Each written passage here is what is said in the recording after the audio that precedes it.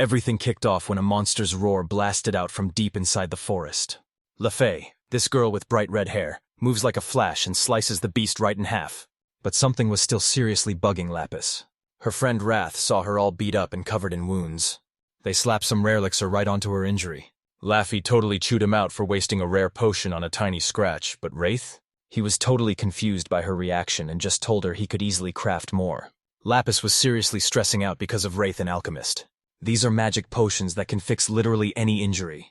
These were insanely rare, and even after years of grinding, only a few alchemists could actually make them, though most of the time they still failed. Buying even one was basically impossible since you could work your whole life and still not have enough gold to pay for it. LaFay actually tried to spend every single penny she had just to get her hands on an elixir, but then he finds out the very last vial is already saved for some rich noble. LaFay was so desperate to save her sister that she begged the seller and offered to do literally anything. But he totally shut her down because he only cares about his business.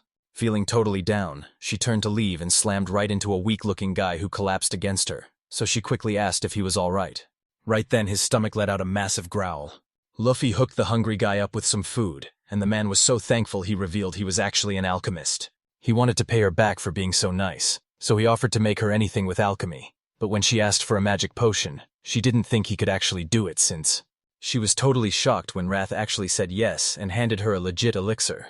Laffy was totally shocked and asked where he got it, but Wrath just acted cool and said he made it himself. She took one look at the elixir and knew it was the real deal because the color and magic glow matched the one she saw on a poster in a shop.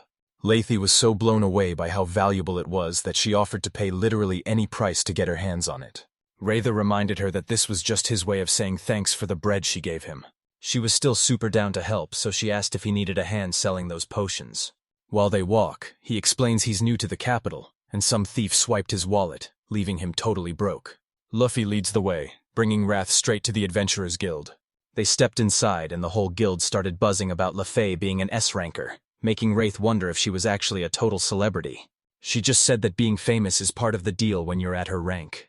Lath heads over to the front desk, where Amelia the receptionist greets him with a huge smile. The second Wraith introduced himself. Amelia started teasing him, asking if he was actually Lath's boyfriend. She laughed it off and explained she only helped Wrath because he was totally knocked out. But her acting like it was nothing actually hurt his feelings before he finally told her why they were really there. He drops the elixir onto the counter, ready to cash in. LaFay's jaw hit the floor because while most alchemists grind their whole lives for just one elixir, Wraith casually whipped out two like it was no big deal. She was getting way more curious about what Wraith was really all about. Amelia made sure the elixir was the real deal, and asked if he was actually sure about selling such a crazy treasure. Ray just casually whipped out 4 more potions and acted like he had plenty to spare. Amelia freaked out so loud that the whole guild stopped and looked her way. Lath freaked out, dragging Wraith toward the exit and demanding to know what was going on. Wraith was totally confused by all the hype and just told them he'd whipped up those elixirs himself like it was no big deal. Lath kept bragging that his alchemy skills were on a whole other level. She warned him that scary people would hunt him down if they found out about his power, and begged him to stop selling his potions. But Wraith wasn't having it. He told them he was totally out of stuff and had nothing left to sell. Lackey couldn't think of any other plan, so he ended up crashing at her place for the night. He felt totally guilty for slowing him down, but Wraith didn't care one bit. He was just stoked to finally have a place to crash, even if it meant living with a girl. Everything was going down right at Lafayette House. Wrath was totally blown away by how massive the people living there actually were. Lath arrived with a young girl. She introduces the girl as her little sister Sylvia. Laugh offered to make some tea, but then Silly jumped in to help him out. Laffy made her take a break so she wouldn't get even sicker. Sylvia sat down right across from Wraith while Lafayette headed off to brew some tea. The silence was getting super awkward, and Wrath was totally stuck trying to find something to say. Sylvie thanked him, but he was totally confused and asked her why. A had helped him first, so he owed her thanks. So he gave LaFay the elixir. She pointed out that he gave her sister a super rare potion. Sylvia wasn't taking no for an answer and had to thank him, explaining that Lath had been working his tail off just to help her out. Wrath was totally confused until Sylvia told him that Lath was actually going crazy trying to find a cure for her sickness. Ray finally figured out what was driving Laffy, and he told Sylvia she's got one seriously awesome sister. Sylvia flashed a huge grin, totally agreeing that Lath was the best sister in the whole world. Wraith actually laughed because Sylvia seemed so mature at first. She drops the bombshell that she's actually only 15. Wraith Wishturus, you're gonna be their shield. And right then, Sylvia just flashed a huge grin. Laffy was listening in from behind the door, and he started grinning too. The next morning, Wraith got straight to work brewing some crazy potions. Lath asked why, and he basically said since she told him no elixirs, he just started making potions instead. Sylvie asked how long the brewing takes, and Laffy told her it's usually an hour per bottle depending on the recipe. But Wrath claimed he could whip up a solid potion in literally just a few seconds. The lackey reached out and yanked Sylvia by her side. He warned her not to fall for it, because only a total beast like Wraith could brew a potion that fast. Sully just giggled while they argued, telling Wrath he was a total weirdo. Wrath opened up his bag and pulled out the ingredients, letting Lath watch everything he was doing.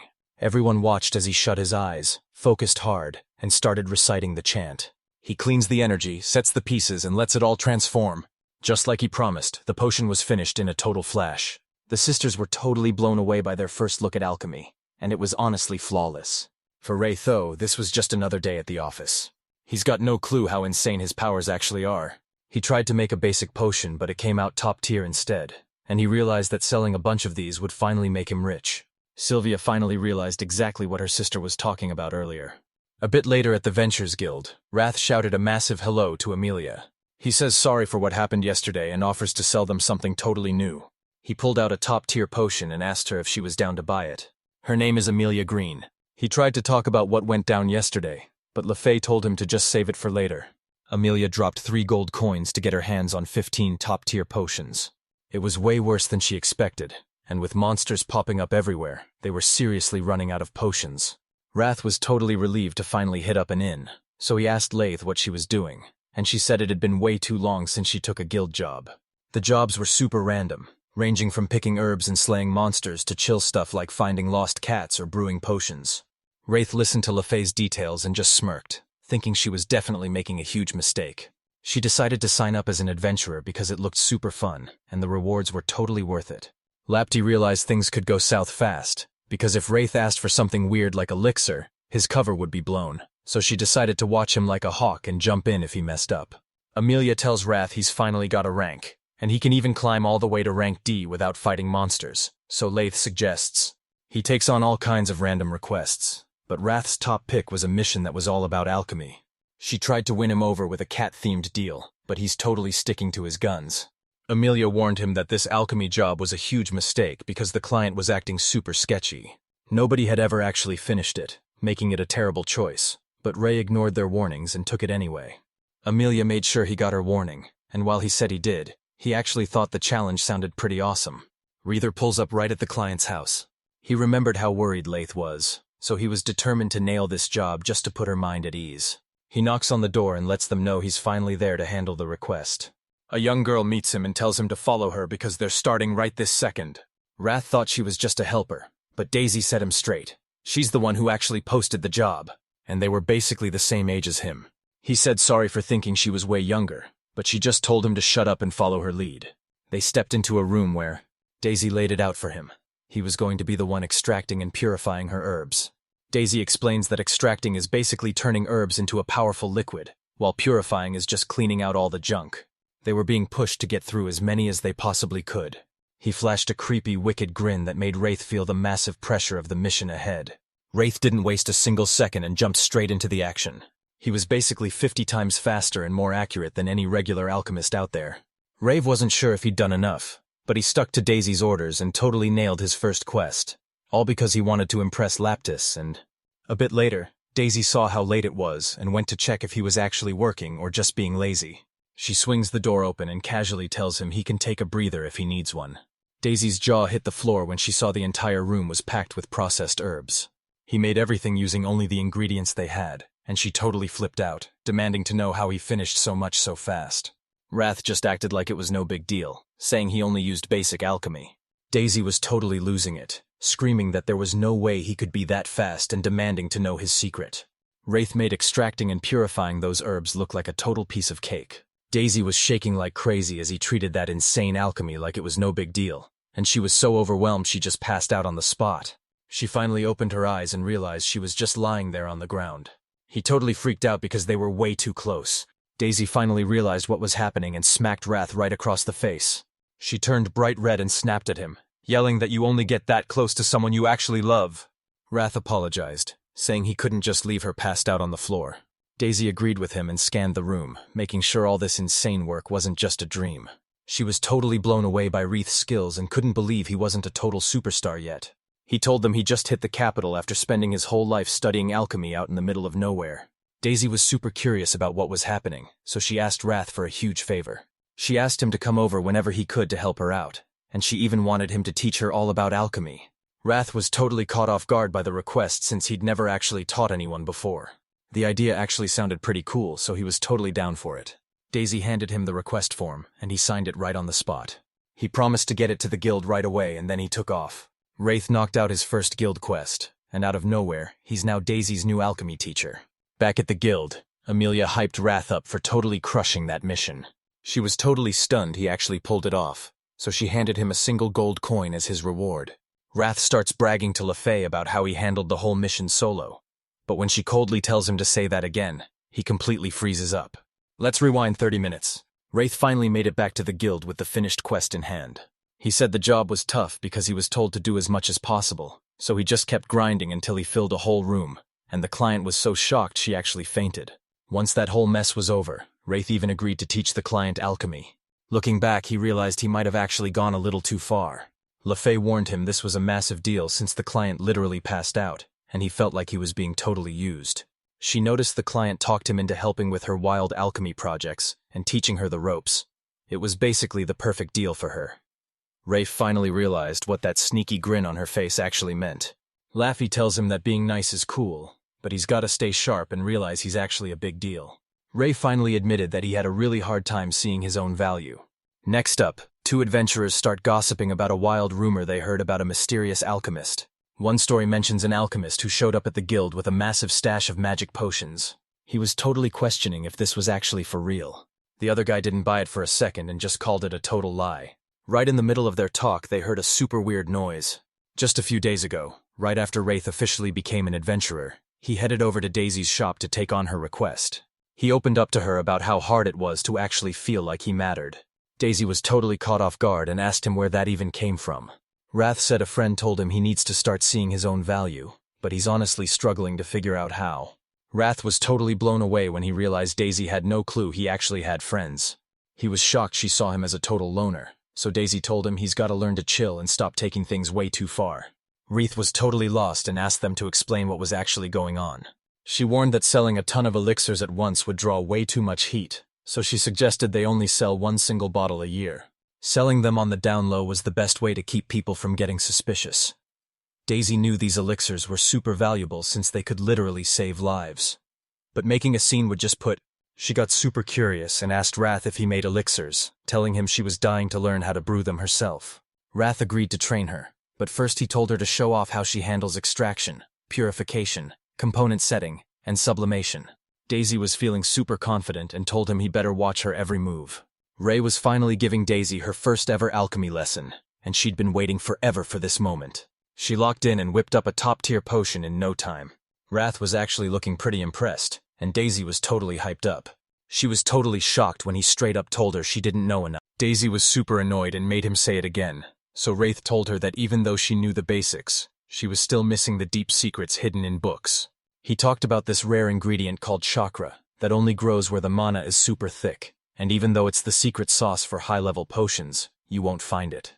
She had no idea about its secret history, but she was finally about to find out the truth. Rafe dropped a stack of books on the table and told her it was time to get to work. She was totally shocked that he was actually dead serious about making her study. She asked if all that studying would actually help her level up her alchemy skills. He flipped the script and asked her if she actually knew anything about that herb.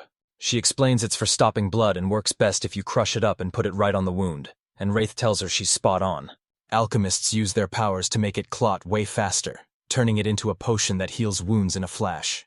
He showed her the potion she made from Lamu and the one he whipped up himself. Daisy checked the potions and saw his was top tier, while hers was only mid-tier.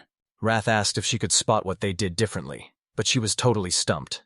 He broke it down for them, saying the real secret is how you picture the herbs being refined, because that mental image is what decides if the potion is actually top tier. And if you want to be the best at anything, you've got to hit the books first. Sylvia gives Wrath a huge welcome because her sister already told her he finally started his life as an adventurer. He made it clear he only takes alchemy jobs, so he doesn't even think of himself as a real adventurer. Sylvia joked that she hoped Laith didn't snitch about her fainting, but then Laith suddenly showed up to check on him. Laith put on an apron to hide her identity and teased Wrath for forgetting she was a girl, making him apologize right away. She slammed a pot onto the table and told everyone to dig in before it got cold, and even though Wraith said he wasn't there to eat, Lackey insisted he join them since he was their guest.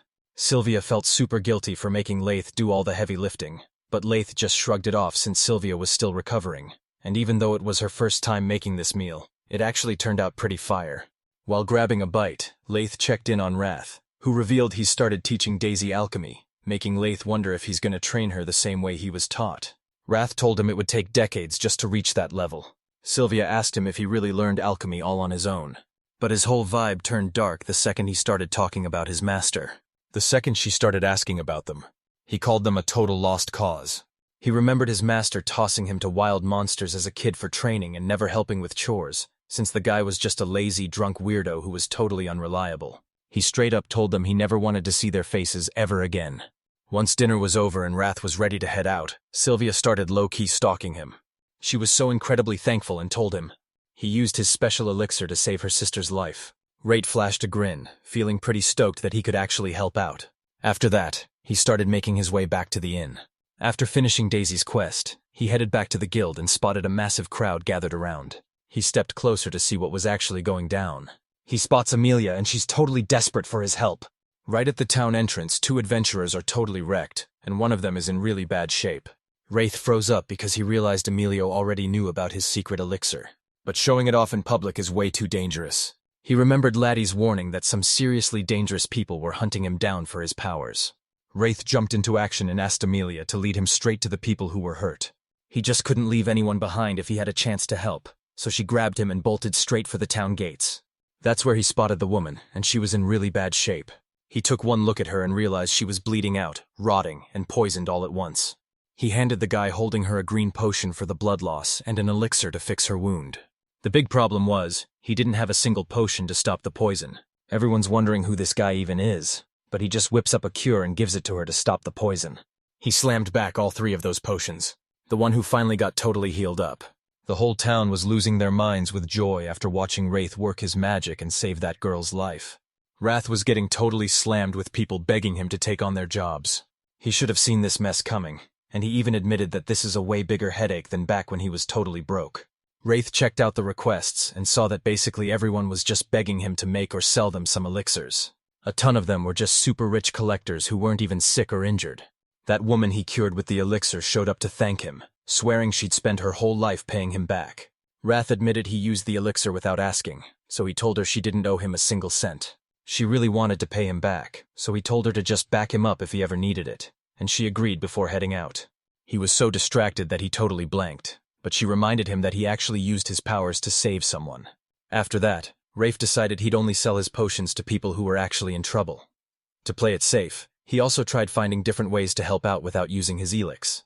He started treating patients at the hospital, but the non-stop work was totally wearing him out.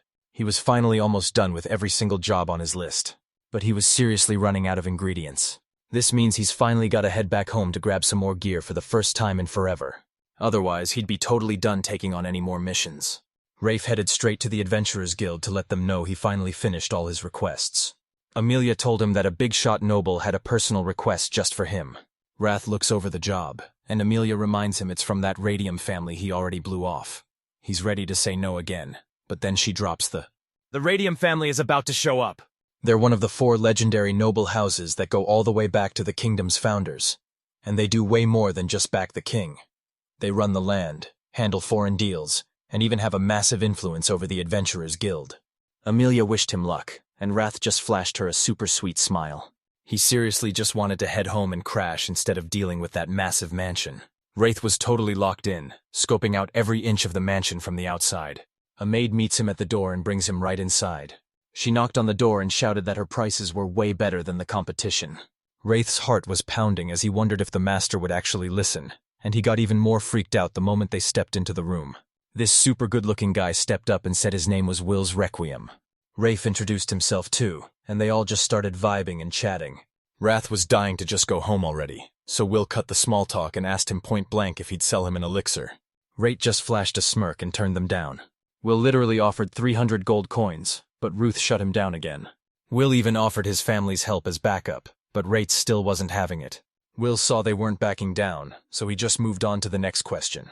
Will asks if he's self-taught, but Wraith reveals he actually had a mentor, making Will immediately demand to know who this mystery teacher is. Wraith warned them that knowing the truth would only lead to trouble, but he finally revealed his teacher was an alchemist named Luria. Will's face completely changed as he asked Ruth if she was talking about the fallen hero. Wraith was stunned the rumors hit the capital, but Will just smirked, realizing that if Wraith was Luri's student, everything finally made sense. He thanked Wrath and offered him a carriage ride back, but Wrath turned him down because he had somewhere else to be. Will flashed a friendly smile and reached out his hand, telling him he really hoped they could be cool with each other from now on. They shook hands to finally seal the deal. And just like that, Wrath ditched the city mansion and headed out. Wrath was getting slammed with so many requests that he barely had time to breathe, and since he was down to his very last elixir, he decided it was finally time to hit the shops and restock. While he was out, he totally ran right into Sylvia and LaFay. Wrath finally got Sylvia out of the house, but he stopped when he saw her holding something and asked what it was. She explained the staff supercharges her magic and revealed she's actually an adventurer too. He was dying to know, so he straight up asked her what her adventure rank was. He was totally shocked to find out Sylvia was an S-rank pro, and when he asked if they were heading out on a quest, LaFay told him they just got back from crushing a water dragon. In this world, every monster gets a rank based on how much power they have. Ranks go from SS all the way down to F, but even the weakest dragon is still a total S-rank monster. Just one dragon could wreck an entire country, and Ray realized that even if Sylvia calls him a freak, she's doing some totally insane stuff too. They finished their talk and headed straight to Daisy's place. As they kept moving, they started wondering where his people came from, and if he'd really been all alone this whole time. He told her he wasn't alone since he had a mentor, and while she admitted Wrath was impressive but super mysterious, LaFay pointed out they hadn't really shared their own secrets with him either. They were dying to see his reaction when he finds out they aren't even real sisters. Lath figured he'd be even more shocked to hear just how much she's changed since the old days. Sylvia was snatched away by goblins, and even though he looked after her, she's totally forgotten everything except for her own name. She had no one left, so Lafayette took her in as a sister and they started living together. Sylvia felt like she was relying on Lath way too much, but then he asked her to use magic to haul their gear to the carriage, which was usually a piece of cake for her. But then she just froze up and hit the ground. Lath was totally lost, and honestly, he was starting to freak out about everything going down. Sylvia thought the potion would have fixed her up, but she still can't move a muscle, and even as Lath holds her, she's only worried about their bags.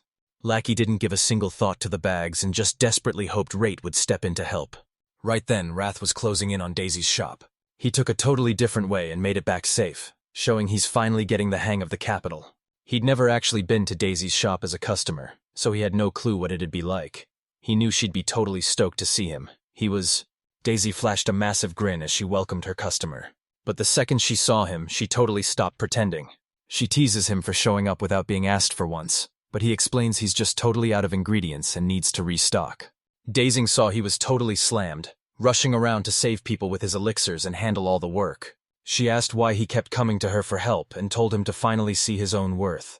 But his lack of confidence was a way bigger problem than it looked. Wraith grabbed all his supplies, and Daisy charged him 2 silver coins with a big smile like he was already one of her favorite regulars. Wrath was totally digging her perfect customer service smile while Daisy asked him what he was planning to whip up with all those ingredients. He said he's actually thinking about taking that meeting. She warned him that the herbalists would be totally furious, because if an alchemist like him made better medicine, they'd all lose their jobs. Wrath was totally cool with it, especially since he knew his master was also on the herbalist's bad side. Daisy saw he wasn't even sweating it, so she told him the adventurer he saved was actually jumped in a super weird spot. Wrath was totally clueless about what was happening, even though he was the one who actually saved them. The attack went down right next to an empty house in a spot where monsters were never even seen before. The wound he was fixing was a nasty mix of poison and rot, and while tons of monsters use venom, almost none of them can actually make you rot away like that. It was probably some creepy undead monster or maybe even a secret weapon. Nobody knows exactly why these monsters started showing up, but they always seem to spawn wherever the mana is super thick. Weird stuff happens sometimes, and just as Wraith finished shopping and opened the door to leave, a hand suddenly reached out and snatched him, and just started dragging him away. Lath mumbled a quick sorry while dragging him along. He promised he'd explain everything later. She dragged him back to her place so Wrath could check on Sylvia, who had just fallen sick all over again. Lath felt like a total failure for an S-rank adventurer since he couldn't save that person, and he was right on the verge of begging Wraith for help. Wraith cut her off and promised Sylvia would be totally fine, flashing a confident smile as he vowed to save her. Luffy gasped and bowed to show his thanks, while Wrath explained that Sylvia was totally paralyzed by a weird thing called magic crystal disease. Magic crystal disease turns your mana into solid rocks that paralyze your whole body, and the elixir Sylvia took is only slowing it down instead of actually curing her. He'd never seen this sickness before, but he could still whip up a potion to fix it. The problem was he didn't have the right stuff, and while Luffy was down to help, Wrath had no idea what those herbs even looked like. He asked her to come back to his place, where monsters were everywhere but the ingredients they needed were growing. Lath was totally down to help out. The crystals are only on Sylvia's hands and feet right now, but they'll hit her heart in about a week. Wrath tells Lath they've got 7 days before it. Wrath headed back home to start getting everything ready for the big moment. Lath stopped him right there just to tell him how thankful she was. Wraith just flashed a smirk and headed out. He was grinding away in his secret lab right at home. Wrath mashed a poison cure into some ointment, and then mixed a monster-scaring potion right into a healing one. Finally, he slides the ring off his finger and sets it right on the table. The next morning, Lath pulled up right on time with the carriage. They hopped on and took off to grab the rest of the herbs they needed. Wraith asks if anyone's looking out for Sylvia, and Lath tells him Amelia's got it under control. Wraith figured Amelia was only helping because LaFay probably begged her for a favor, and honestly, he couldn't think of anyone better to look after Sylvia right now. Once Wrath finished checking on Sylvia, he had a major question because he knew the magic crystal disease actually started in the Northeast, and this definitely wasn't something Sylvie would ever see in the capital. So Wraith asks if she's ever been to the Northeast, but Laffy says she hasn't been there since they first met. Lafayette finally dropped the truth and admitted they aren't even sisters by blood. Lath saved Sylvia when she had no family or memories and took her in, and while Wraith listened closely, he realized Lath was acting like it was no big deal, even though it was since Sylvie can't remember a thing, she might have actually come from the Northeast. Lafayette swore he'd remember that, and asked where he could find Wraith's house. Wraith lived in a small wooden house just a bit further down the road, and while living in the woods is super rare, that's where his mentor raised him until she totally vanished one. Wrath was still stressing over where his masters vanished to when they suddenly stumbled onto a wounded guy in the middle of the forest. Wraith patched him up, and the guy asked if they were seriously heading straight into the forest. They said they were down, but he warned them it was a huge mistake. The guy said a monster called a blood wolf totally jumped him and he barely made it out alive, so Lath started asking all about it. They thanked the guy and explained the main reasons why they had to keep moving forward. It didn't take long for them to reach the woods where Wraith calls home. And just like that, they started heading out. The carriage was a total death trap with monsters around, so they crept forward to stay off the radar while Wraith told Lath to watch his back for any beasts. Lath was on high alert like a total S-rank pro, ready to throw down at any second while her eyes searched for any sign of trouble. They were halfway to his place without seeing a single monster, but Wrath knew one was about to jump them any second. A freezing chill hit his head, and LaFane shouted a warning just a second before he died, just before the whole place blew sky high. Wrath barely dodged a lethal strike from that C-ranked blood wolf. And it wasn't just one of them. They were totally surrounded, even though things were getting super dangerous. Wraith played it cool and said he was used to this stuff, but inside he was terrified and just wanted to bolt. Lath hears him loud and clear. He's dying to get out of there. He jumped straight into the action and started laying into those wolves. She wanted Wraith to bolt and find a hiding spot while she stayed back to take them all on. She explained that she couldn't handle a whole crowd while babysitting him, and just like that, Wraith's worry for her totally vanished. She reminded everyone just how insane her strength is by slicing right through those walls. He scrambled to find a place to hide, feeling totally useless while Lathie stayed behind to fight off those blood wolves. Ray felt like a total loser for hiding, but then even more blood wolves suddenly showed up, and you just bolted to get away from them. There were tons of them and they were moving crazy fast. He used a potion that's literally made to scare off any animal-type monsters. He was 100% sure it would work and just let it fly. But the walls just took a sniff and froze right there. And they're right back on his tail! He's sprinting full speed, wondering why the potion failed until he realizes their sense of smell is just totally shot. He splashed that potion straight into their eyes. He's got some homemade dye that's gonna totally blind them for a bit. He chucked a flashbang that blinded and deafened them, totally messing with their senses to leave them wide open. He was totally wiped out, but he had to find LaFay right now. Something crashed down from the tree he was leaning on and totally freaked him out. LeFay finished off the wolves and started looking everywhere for him. They hear a super sketchy noise and sprint straight toward it, knowing something bad is about to go down. Wraith cursed his trash luck as he sprinted away from a skeleton that was literally on fire. He realized his potions were useless since skeletons can't see or smell, and even though this 7-foot monster has a sword that can slice through trees, it's totally weak to holy water. Wraith knew 3 vials wouldn't even slow that thing down, so he had to cook up a brand new plan. He chucks something at the skeleton and it looks like it's actually doing the trick. Then he whipped up even more potions using his insane compression and agitation skills. That stuff was Cauchina, and it basically turns into superglue the second it gets wet. LeFay is on the move, hunting everywhere for Wraith. He spots that smoke from earlier. Wrath managed to stop the skeleton for a second, but he couldn't finish it off, and now it's right back on his tail. He had to bust out of there and find LeFay fast. Wraith put some distance between him and that skeleton, and once it went quiet, he decided to fire off a smoke signal. He used alchemy to crush a dye fruit core inside a pot, making the whole thing explode into a massive cloud of gas. This was a total alchemy disaster that nobody ever does on purpose, and even though he knew the theory, it was his very first time actually trying it out. He decided to hide and wait for LeFay, even thinking about climbing a tree to stay out of sight. But then that skeleton's massive sword slammed right into him. His resistance ring completely shattered, blowing away his very last line of defense. This guy was so tough that his sudden attack actually made Wraith lose his ring. He knew he could have bought way more time if he'd played it smarter, but now he's totally out of moves and his energy is hitting 0. It looked like he was totally done for. That skeleton was right on top of him, but he pulled through at the very last second. Lathe shows up and uses her crush power to absolutely smash that monster. LeFay checked to see if Frith was okay, and he actually blushed, making her giggle because he wasn't scared at all. He asks if she lost her sword, but she tells him she already chucked it at the skeleton's arm. But when they looked, the skeleton was already putting itself back together, and LeFay was in serious trouble. She told Wrath to stay back and took on the skeleton all on her own. He totally thought she had the win in the bag. She just couldn't manage to wipe it out for good. That skeleton was actually straight up using magic, so she just used her raw power to smash that magic into pieces. She strikes with her fracture skills, and suddenly Rafe is being held in her arms like a total princess. He was totally convinced he'd never get married after being carried like that. But Lafayette told him they had to bail since they couldn't beat the skeleton, asking if he knew the way back to his house. Ray knew they had to grab those ingredients fast, so he led the way while that skeleton stayed right on their heels. The skeleton suddenly froze and let out a low growl, making Wrath wonder what it was actually up to. Then he saw massive walls of blood starting to close in around him. He warned Laffy that the skeleton was calling in more blood wolves, so she grabbed him and got ready to fight them off while they made a run for it. Suddenly, a blood wolf lunges out and goes on the attack. She just sliced right through it without even letting him go.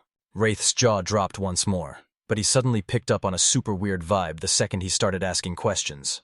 She insisted those gross blood walls weren't even alive. She figured out the skeleton was controlling the dead bodies and pointed right at their shadows. He realized magic was pulling their strings, and it was straight up necromancy. This magic was controlling the corpses, which is why they didn't even smell. And it was the first time Wraiths had ever seen a skeleton use spells like that. Magic is super rare for monsters unless you're a dragon, and controlling dead bodies is usually a move only the most powerful mages can pull off. That skeleton would definitely be a high ranker, so Rafe asked what they were gonna do. Latte told him they had to fight, so she ordered him to run home for his gear while she held the enemies back. They sprinted as fast as they could and finally made it to the spot. Lackey dropped him off and he rushed inside while she stayed back to take on the wolves. The place was totally covered in dust since it had been empty for forever. But he was just hyped it wasn't completely trashed. All those rare materials were stashed right there in the basement. Everything was still in one piece, and even though he wanted to raid the whole place, he only grabbed the essentials. He risked everything to get those materials, and they're definitely gonna come in clutch later. He spots a sword that takes him right back to when his master sent him out to hunt for ingredients. He remembered getting totally wrecked, whining about how he almost died, and screaming at his teacher for nearly getting him killed.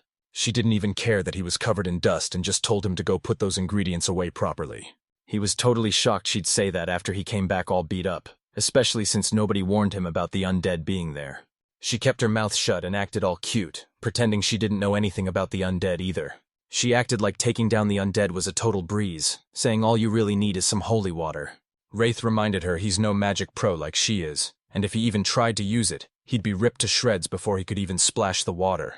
She joked that he'd look more like a steak than ground beef, but it's not like he'd care once he's dead anyway. Then she surprises him by handing over a sword as a gift. She made this sword forever ago and never even touched it, but it's actually a total beast against the undead. Wraith is totally trash at sword fighting, so back in the present, he grabs his blade and hopes his sketchy mentor finally gives him some real tips. He was actually thinking about handing the sword over to LeFay, but the second he stepped outside, his whole house just came crashing down. Lath freaked out and ran to check on him, but Wrath just blew up, screaming that all the ingredients he worked so hard to get were totally ruined. He handed her the sword and said it might take down the enemy, but he looked totally unsure since he didn't even make it himself. The sword felt way lighter than it looked, and the moment Lackey smashed a skeleton with it, that skeleton was totally broken and couldn't even put itself back together. Her sword worked like a charm, and the skeleton totally bolted the second she landed a hit. LeFay lunged at it before it could vanish and finished it off for good. Wraith was totally stunned, but Lath just played it cool, saying she's an S rank for a reason while giving all the credit to that sword made from the skeleton's own bones. Once the dust settled, this massive magic gem just appeared out of nowhere. These gems are basically solid magic used to build gear, and you'll usually find them inside scary monsters acting like their personal batteries. Wrath had never actually seen one of these in person, even though he'd been dying to use one for his alchemy. These gems are super rare and almost impossible to find, so Wrath was totally crushed because all his super rare materials were buried under his wrecked house. That loss was a total gut punch they couldn't fix, so after smashing that skeleton and grabbing the loot, they had to rush back home. 2 days after Sylvia went down, LeFay and Wraith finally made it to the capital. They've only got 5 days left to save Sylvia. Lath rushed over to check on Amelia and Sylvia, but they were both totally out cold. Rafe started whipping up the potion while Lackey stayed back to take care of her sister. Silly's body is literally turning into crystals from all that magic, so Wraith plans to brew a potion using monster parts to suck that energy right out of her. That monster from Vito was a total nightmare. This SS rank monster from the north is a total nightmare that literally eats everyone's magic. Touching this thing sucks your energy dry, and some people have even died from it, so you have to wear magic gloves to handle a Vito, or you'll pass out instantly. Wraith's mentor crushed these monsters for her experiments, and he just used her leftovers. He soaked the Vito in water and cranked up the heat to purify it and turn it straight into vapor. These medical potions ditch the usual ingredients because the whole trick comes down to sublimation. They weren't trying to boost it, they were actually shutting down the Vito's energy-draining powers, a move only the most elite alchemists could pull off on purpose. Rafe totally locked in and trusted his powers while Lafayette watched the whole room start to shine.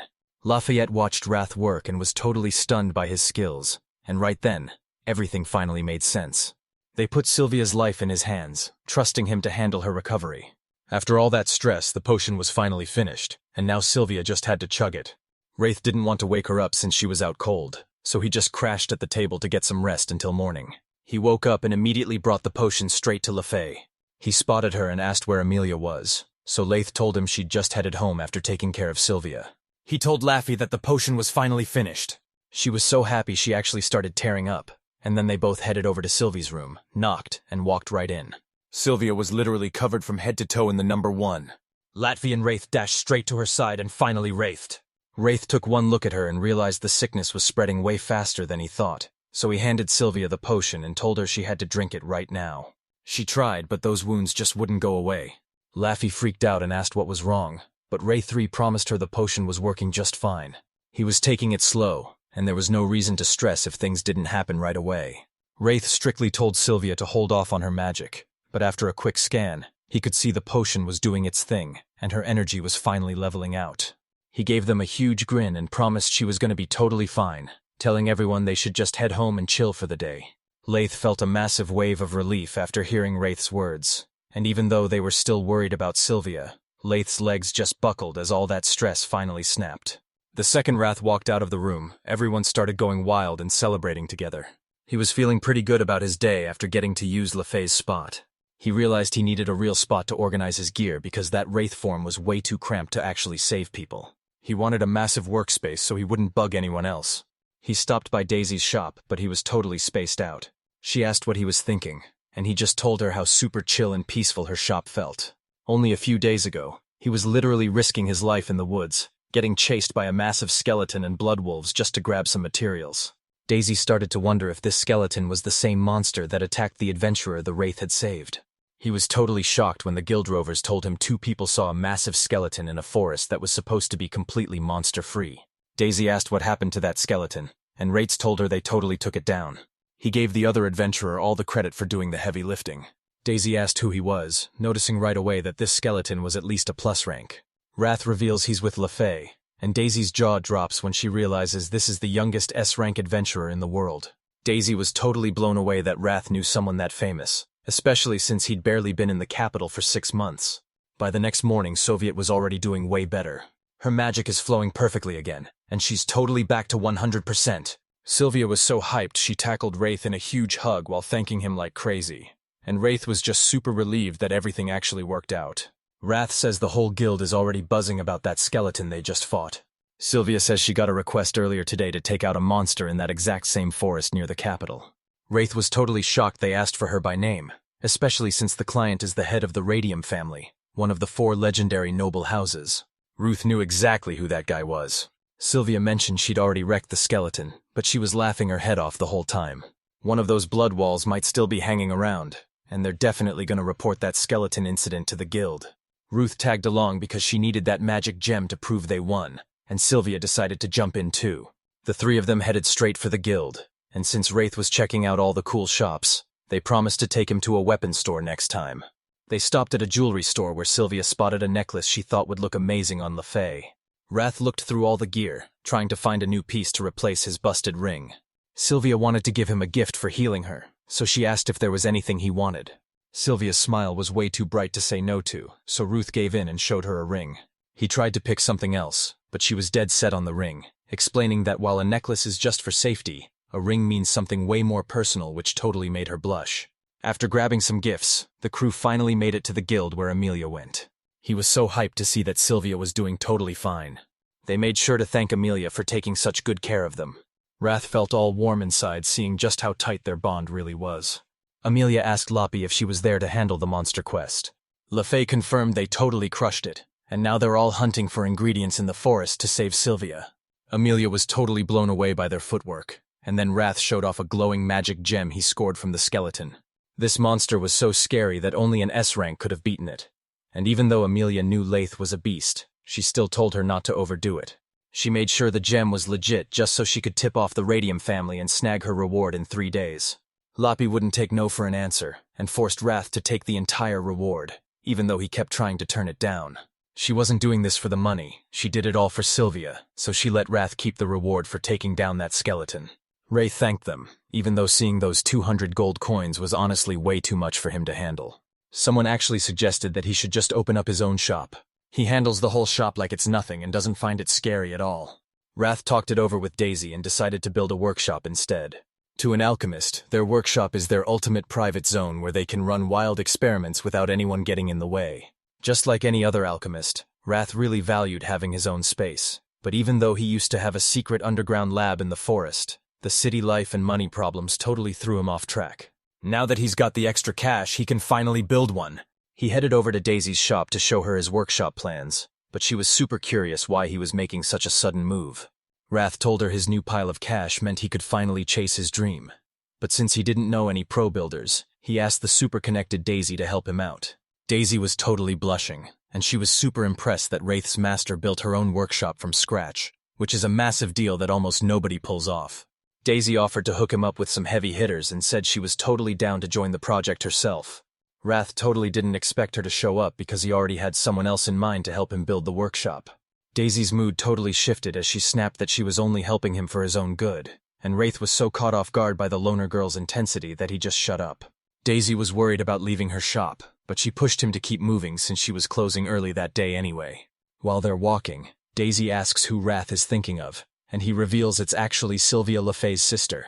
Daisy had no clue who she was and thought Wraith was crazy for wanting help from an S rank, but Wraith quickly told her it wasn't even his idea.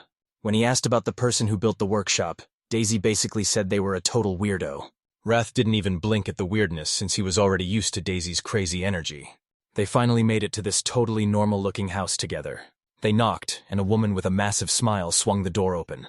She tackled Daisy with a massive hug, but Daisy struggled to get free while Wrath just stared, totally weirded out until Daisy finally told her to knock it off. She was crying her eyes out telling Daisy she loved her, but Daisy just shut her down without a second thought. She finally notices Wrath, and he introduces himself right then and there. This was Nicola, and it turns out she already knew exactly who he was. Wrath told her he wanted to build a workshop and mentioned that Daisy was the one who recommended her for the job. Nicola was stoked that Daisy backed Wraith's workshop idea, so he grabbed some paper and asked if this was his first time building one. Wrath told them he's totally done this before and knows the drill, but this time he wants to host the whole thing at his own 2-story place. He's already got a prototype for the workshop to build off of, and he's dropping 200 gold coins on the project, with a little extra cash if things get expensive. Nicola saw the massive budget and asked Wraith what he was actually planning to do with the workshop. Wraith said this stuff is mostly for brewing potions and building wild magic gadgets. He showed her a magic gem and asked if it would be useful for the workshop. Nicola was totally blown away and told Wraith to show her the workshop spot immediately, saying they could handle the money talk after she saw it.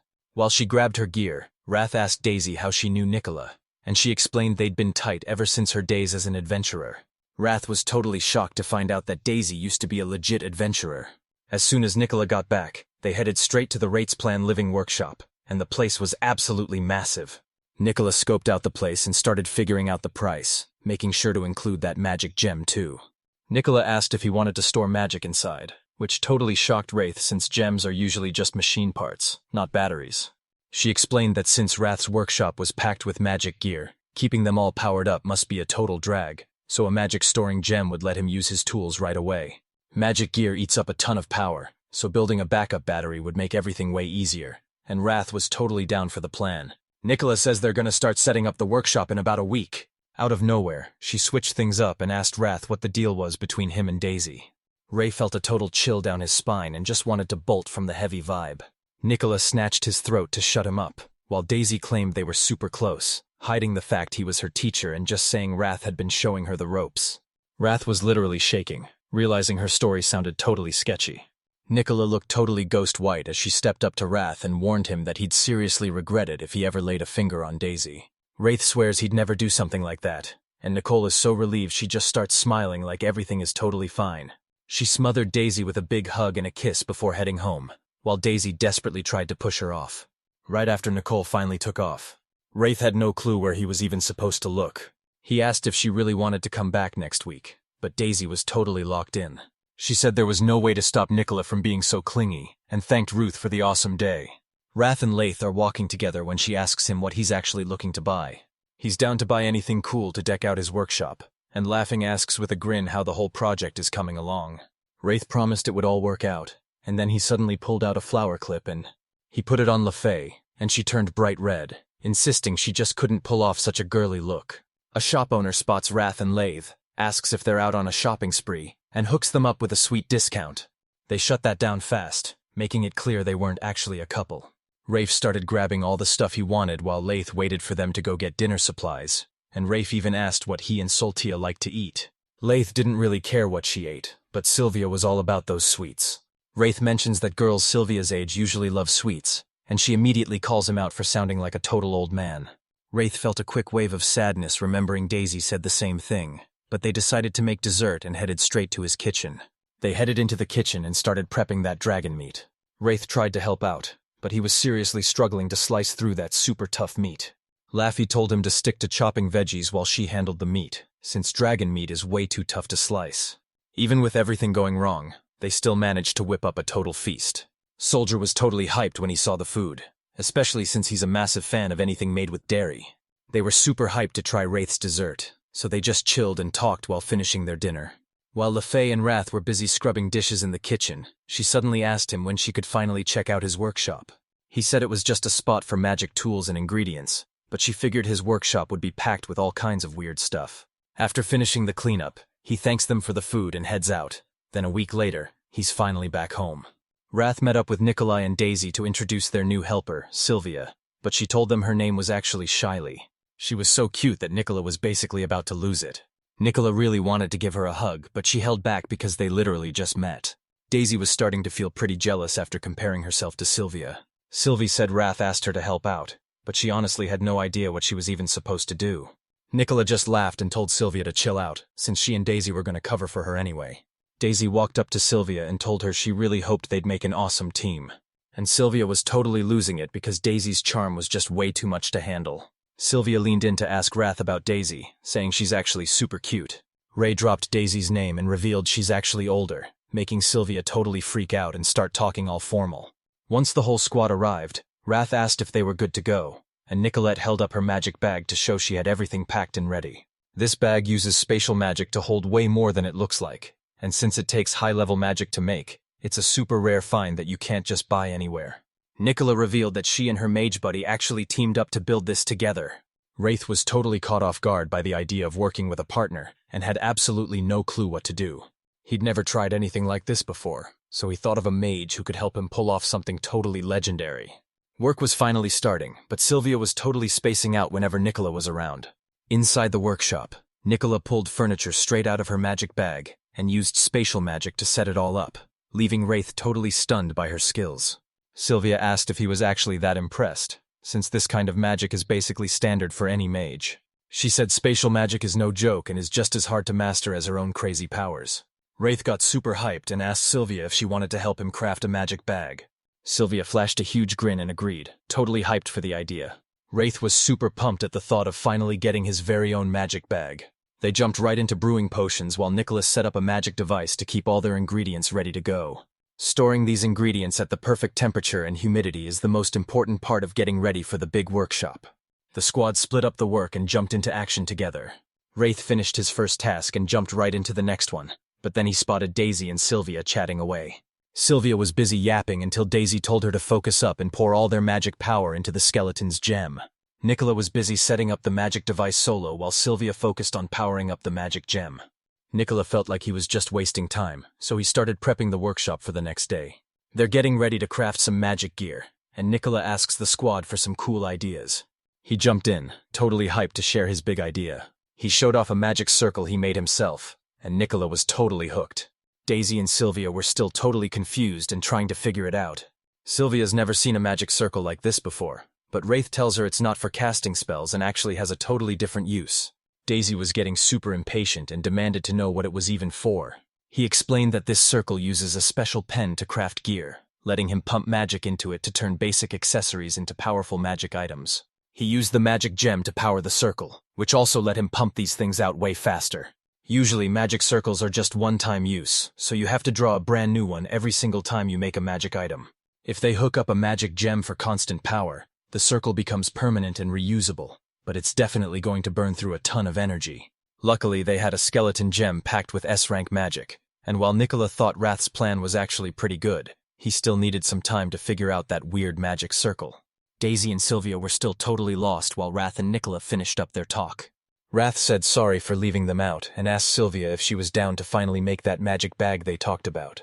He had her follow Nicholas's instructions to enchant a bag, but he was seriously worried it wouldn't work. Wraith grabbed all his gear, snagging the veto fluid, a bag, and a brush. He used that magic-filled liquid to draw a special circle on the bag, and since it was his first time, he was really struggling to get it right. Daisy and Sylvia were just hanging back, waiting for the right moment. Then Sylvia stepped up and used her magic to stretch the space inside the circle. She told everyone to back off and started the ritual. They finally finished, but they had no clue if it actually worked. Wraith decided to give the bag a test run to see what it could really do. The inside of this place was seriously massive. It looked like a total win, but Wraith could tell something was way off. Out of nowhere, liquid just started leaking out of the bag. It swirls together into a massive ball of energy that just keeps getting bigger. Daisy lunged for Wright's foot just as the sphere started sucking them both in. Sylvia used her magic to stop the absorption right in its tracks so nobody got hurt. That massive ball of energy just kept growing, smashing through the walls and wrecking everything in its path. Once they finally caught their breath and got their energy back, they all decided that hitting up Niccolo was definitely their best bet. Sylvia's magic worked just fine, but the real problem was the magic circle Nicola messed up. Since it was his first try, he probably messed up the symbols meant to keep all that extra space locked inside the bag. But the broken circle totally failed, making the whole thing blow up in a massive explosion. First, it had to check out how much stuff actually got destroyed. This massive room was the heart of the workshop and sat right by the entrance. It held the main magic gem and basically, the other rooms probably got wrecked too, and Wrath felt super guilty for making such a huge mess. Nicola shows up and says the old plan is dead, so he decides he's going to use every last one of them to get the job done. He dumped every last cent he had into building the ultimate workshop. Just a few days later, the whole place was finally patched up and back to normal. And man, the outside of that workshop looked straight up epic. He headed inside, super curious to see if Nicola had actually finished the job. He walks in and sees these permanent magic circles sucking power from a gem to make crafting gear way faster. They're all made of mithril, a super tough metal that's perfect for... They weren't finished yet, and Nicole explained that the circles were still missing their final symbols, so she made 5 small ones to keep the room from getting too crowded. Mithril is the absolute best for channeling magic, but it's super rare and a total nightmare to actually work with. Daisy wasn't lying because Nicola's skills were actually insane. She told him that messing with mithril directly is a total nightmare, so she handed him a special tool for the job, and promised to link the circuits to the magic gem once he was done. Wraith was super stressed about messing up again, so even though he's a pro, he made sure every single magic circle was absolutely perfect. Then it was finally time for Nicola to hook them all together. She started pacing back and forth with the gem, leaving Wrath totally confused. Wrath asked what she was up to. She explained she was using magic to build a circuit, and she let him watch when he asked.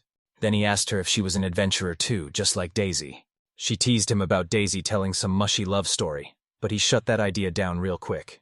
Nicola spilled that she used to chase after Daisy back when she refused to join any adventuring squad. Nicola was totally head over heels the second he saw her, and when Wrath asked why she gave up adventuring, she finally told him the truth. She went all in on crafting because of one person who totally changed her world. This was the person showing her the ropes on her crafting journey. She was stunning and super smart with a serious drive, making her the exact person Nicola wanted to be. Wraith asks who she is, and she reveals she's actually Luria, the kingdom's legendary hero and his very own mentor. Wrath is actually Luria's student, but he totally shocks Nicola by telling him to stop treating her like some kind of perfect goddess. She'd heard Luria had a pretty cool apprentice and asked him where she was, but he had no clue where his master went. Nicola swore he'd find a way back to Luria, and since Wrath saw how serious he was, he decided to just drop it. And just like that, their job was finally done. Nicola made sure all the magic gear was good to go, and Wraith tested them out with 0 issues. She told him to hit her up if he wasn't feeling it or needed some extra help. Daisy and Sylvia showed up to see what all the noise was about, and Wraith was super hyped to tell them the magic circles were finally working. This was the big sign that his workshop was finally ready to go. Luffy eventually heard the news and asked how the workshop went, and Wraith told him it was straight up awesome. Amelia cut him off right away since she'd been waiting to see him, and as she handed him a note, she made sure to tell him it wasn't actually a letter. This order came straight from the royal family themselves. In the next chapter, Luria finally makes her big entrance. He's throwing down with a massive monster while casually sipping his drink like it's nothing. She was booking it because she heard Wrath was finally in the capital. Back when Wrath was only 7, he asked Luria how she became such a total legend. She put him on the spot and asked what the absolute most important part of alchemy is. He said it was all about knowledge, but Luria told him there's something way more important than just being smart. Getting some real deal practice. She shoved him right in front of a monster and told him to snatch some fruit from its nest. He made it look like a piece of cake for a 7-year-old, even while he was screaming in total terror. It was all just a dream, and Wraith woke up so fast he actually tumbled right off his chair. He spent almost every waking second in his workshop, and passing out right in the middle of his work had become his new normal. Training with his master was a total nightmare, so his life right now is a complete breeze. But honestly, he was feeling pretty nervous about that letter from the royal family. The letter was a straight-up order to show up at the castle in 3 days, and while Wraith wasn't about to say no to the royals, he was definitely worried since they didn't even say what they wanted from him. That dream about his mentor really shook him up, especially since he hadn't thought about her once since he got to the capital. He was a little worried his mentor might drop by, but he brushed it off as overthinking and just finished his morning routine before heading out to go shopping. Every morning he hits his workshop to use alchemy and make his plants grow at crazy speeds. He cheered up instantly when he remembered how tiny those plants used to be. Once he got his gear all sorted, he headed out to hit the shops. Ray checked his mailbox and found a letter from Looms waiting for him, leaving him totally shook. He did a double take to make sure he wasn't dreaming, and yep, it was definitely from Looms. He dashed over to Lafayette and Sylvia, calling for an emergency meeting because something seriously bad was going down. Lath asked if this was about the royal family's request, but Wrath warned him that the situation was actually way worse. The girls were totally hyped, but then Wraith dropped the bombshell that his mentor was actually on his way. They just stood there and laughed like it was all a big joke. LaFay is totally stuck wondering if they should even throw a party. Wraith totally freaked out and knew he had to run right now because she found out where he lived, and he was scared his quiet life was about to be ruined. LaFay told him he just needed to chill out. Wraith knew his teacher was a total weirdo, but he wondered if he was overreacting by hiding, until he explained that reunions are only sweet if you actually like each other, and LaFay told him his mentor was actually looking for him just so they could finally meet up. Wraith fired back that living with her was a total nightmare where he had to do every single chore while constantly dodging death, so there's no way he's going back to that mess. Luria suddenly pops into the room and says what's up to Wraith. Her energy was so insane that even 2 top-tier mages sensed her immediately. The vibe got super tense as a panicked Wraith blurted out that he had some urgent business to handle. Luria grabbed his shoulder, sat right down next to him, and talked about how it's been forever since they last saw each other. Luria spots Lefay and Sylvia and starts messing with Wrath, asking if he's secretly a pro at charming cute girls. When people asked if they were his girlfriends, Wrath shut it down and said they're just friends. He roasted her for being rude to strangers and joked that her bad attitude is exactly why she's still single. Luria stopped, flashed a sneaky grin, and told him he had something on his face right before giving his nose a quick flick. Just one little flick and Wrath was sent flying like he weighed absolutely nothing. The girl was left totally speechless by Luria's insane strength. Laith straight up asked her who she was. Luria's whole vibe totally flipped as she revealed she's actually the legendary Mimi, Wraith's mentor. Laith and Sylvia introduced themselves, and when Wraith asked why she was in the capital, Luria explained the mission she was there to handle. She reaches into her clothes and whips out that letter from the royal family. Wrath was totally shocked to find out she actually had human friends. Luria finally admits she's royalty, but she totally hates the fallen hero named after her and keeps hyping up Rui instead. Sylvia suddenly put the pieces together and asked if she was the famous Luria James who fought off a massive dragon horde and helped rebuild the capital. Minnie was hyped that this girl knew she was the world's best mage, and after Wraith asked for the truth, Laffy confirmed she's the real deal. Luria's asking for free drinks at every single bar as payment, which is totally insane, and since Wraith knows she doesn't even care about money, he starts wondering if... Laith said Luria demanded free drinks all over the capital and drank every bar dry for 3 days straight, which totally pushed back the city's big rebuilding party. Wraith knew it was her right away, and as Sylvia told everyone how he saved her life, Luria just gave him a smug smirk. Wrath mentioned he got the same royal invite and asked if she was down, but Luria said it depends on the job since the letter was super vague about what they'd actually be doing. Wraith started getting really suspicious about why they hid the truth from his mentor, but then Luria offered to teach Sylvia magic, and she was absolutely stoked. Wrath almost told Sylvia not to get her hopes up, but seeing her so hyped made him keep his mouth shut. He realized that since Sylvia is S-ranked, she could totally take on an entire nest of dragons by herself. Luria was set to start training tomorrow. Wrath headed out, and Lefay and Sylvia went to handle their own business. Wrath asks Luria what her next move is, and since she's got zero plans, she just decides to tag along. They headed straight over to his workshop, and honestly she was totally into it. Daisy was super annoyed that Wraith showed up late and immediately demanded to know who this Luria girl even was. Luria stepped forward and introduced herself to the group. Daisy asks if she's the fallen hero, and when Luria says yes, Daisy's intense stare starts making her really nervous.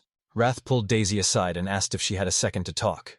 She said she scored a super rare ingredient that's gonna take a ton of time to get ready. Daisy straight up asked Luria what she was actually up to. Luria offered to help out to make up for putting off her punishment, and Daisy was totally down for it. He shows off this super rare plant from the south that's used for both cooking and medicine. Luria asked how that thing was going to work with Daisy's medicine kit. As soon as Luria saw they had enough materials, she got right to work. She says this stuff stays warm and kills germs, but if you mess up the recipe even a little, it'll stink so bad that nobody will buy it. Luria was a total pro at controlling it with her magic, so she felt like she had this in the bag. Daisy and Wraith were totally blown away, and while Luria asked for some magic bottles to store her gear, Wraith was still busy crafting them. Luria decided to use her own bottles, and with a quick snap of her fingers, a whole bunch of them came flying into the room. Daisy was left standing there looking totally blown away. She was dying for a compliment, but Daisy just isn't the type to give one, and Wrath noticed their teacher was mixing alchemy and magic in a crazy way. It was nothing like the way he usually did things. Daisy had never seen anyone use spatial and control magic at the same time, so she immediately put Wraith and Luria in the same league. Wraith argued back, saying he doesn't even drink and always takes care of his business. Plus, they were way more street smart than Luria. Luria realized he was pumping out elixirs like it was absolutely nothing. Ray totally called her out, revealing she only brews those potions to pay off her massive bar tab. Daisy watched them argue, then looked at the bottles and realized they were both worth way more than they thought. The story kicks off with Ruth demanding to know why Luria was following him. She acted like it was totally normal, saying it's a mentor's job to check the workshop, and since she finished her chores, Ruth finally let her stay. But Luria was clearly on a mission to keep bugging him. He told her to stay put and stop wandering around. She wasn't really down for it but said yes anyway, and when she asked if he was actually opening a shop, He told her he was still just thinking about it. The moment Luria gets inside, she totally ignores his rules and starts snooping around, grabbing his stuff, chilling in a hammock, and asking a million questions about everything she sees. Wrath wondered if she was sticking around the kingdom, and she told him she wasn't going anywhere. He finally realized he was back to being her personal servant, stuck cooking her food, doing her laundry, and cleaning up her huge messes all over again. He was getting seriously ticked off, but Luria totally thought he was hyped to live with his mentor again. She asked for a drink, but Wraith had to remind her that he's still way too young for that. He asks her where she's been and she said she was just out grabbing ingredients and seeing friends, because even though her teleportation magic is super strong, it totally drains her if she uses it too often. Luria wondered why he was in the city, so Wrath explained that monsters attacked his old home, and he was so broke he had to sell potions for cash. Ever since he left that house, life's been a total struggle, and now his master and the royals are both breathing down his neck. Wraith steps up to cook, but Luria admits she's totally useless in the kitchen, leaving him shocked that a master of magic and alchemy can't even handle a simple stove. Luria's one attempt at cooking left Wrath with a massive stomachache, proving she's a total disaster in the kitchen. While Wrath was busy cooking, Luria explored the house and realized just how much he'd actually grown up. She stepped into the freezing room and noped out of there immediately.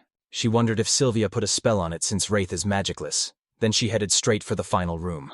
The very last room was pitch black and damp, looking totally empty at first. Luria figured a thief was lurking nearby and got ready to face them head-on. The second Wraith heard her scream, he bolted straight for her. He kept catching her crying her eyes out as the days went by. Bugs were crawling all over the place, but he told them these creepy things were actually worth a ton of money. He's making these insane threads that can handle magic power, and Wraith thinks making some cute shoes and bags will totally cheer Luria up.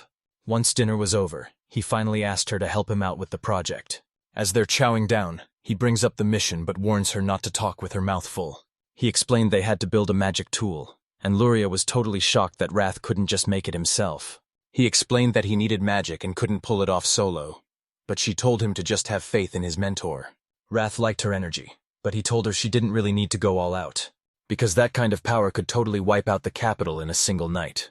She asked about the project, and he revealed they were making a bag that uses spatial expansion to hold a ton of stuff. Luria was the one in charge of firing off the spatial magic.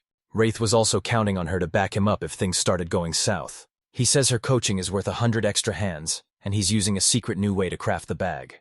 They used threads from that exact same bug that jumped out and scared Luria before. These threads were way tougher than mithril, perfect for magic, and so strong they could hold a grown man's weight. Then he showed her the bag where he'd actually woven a magic circle right into the fabric.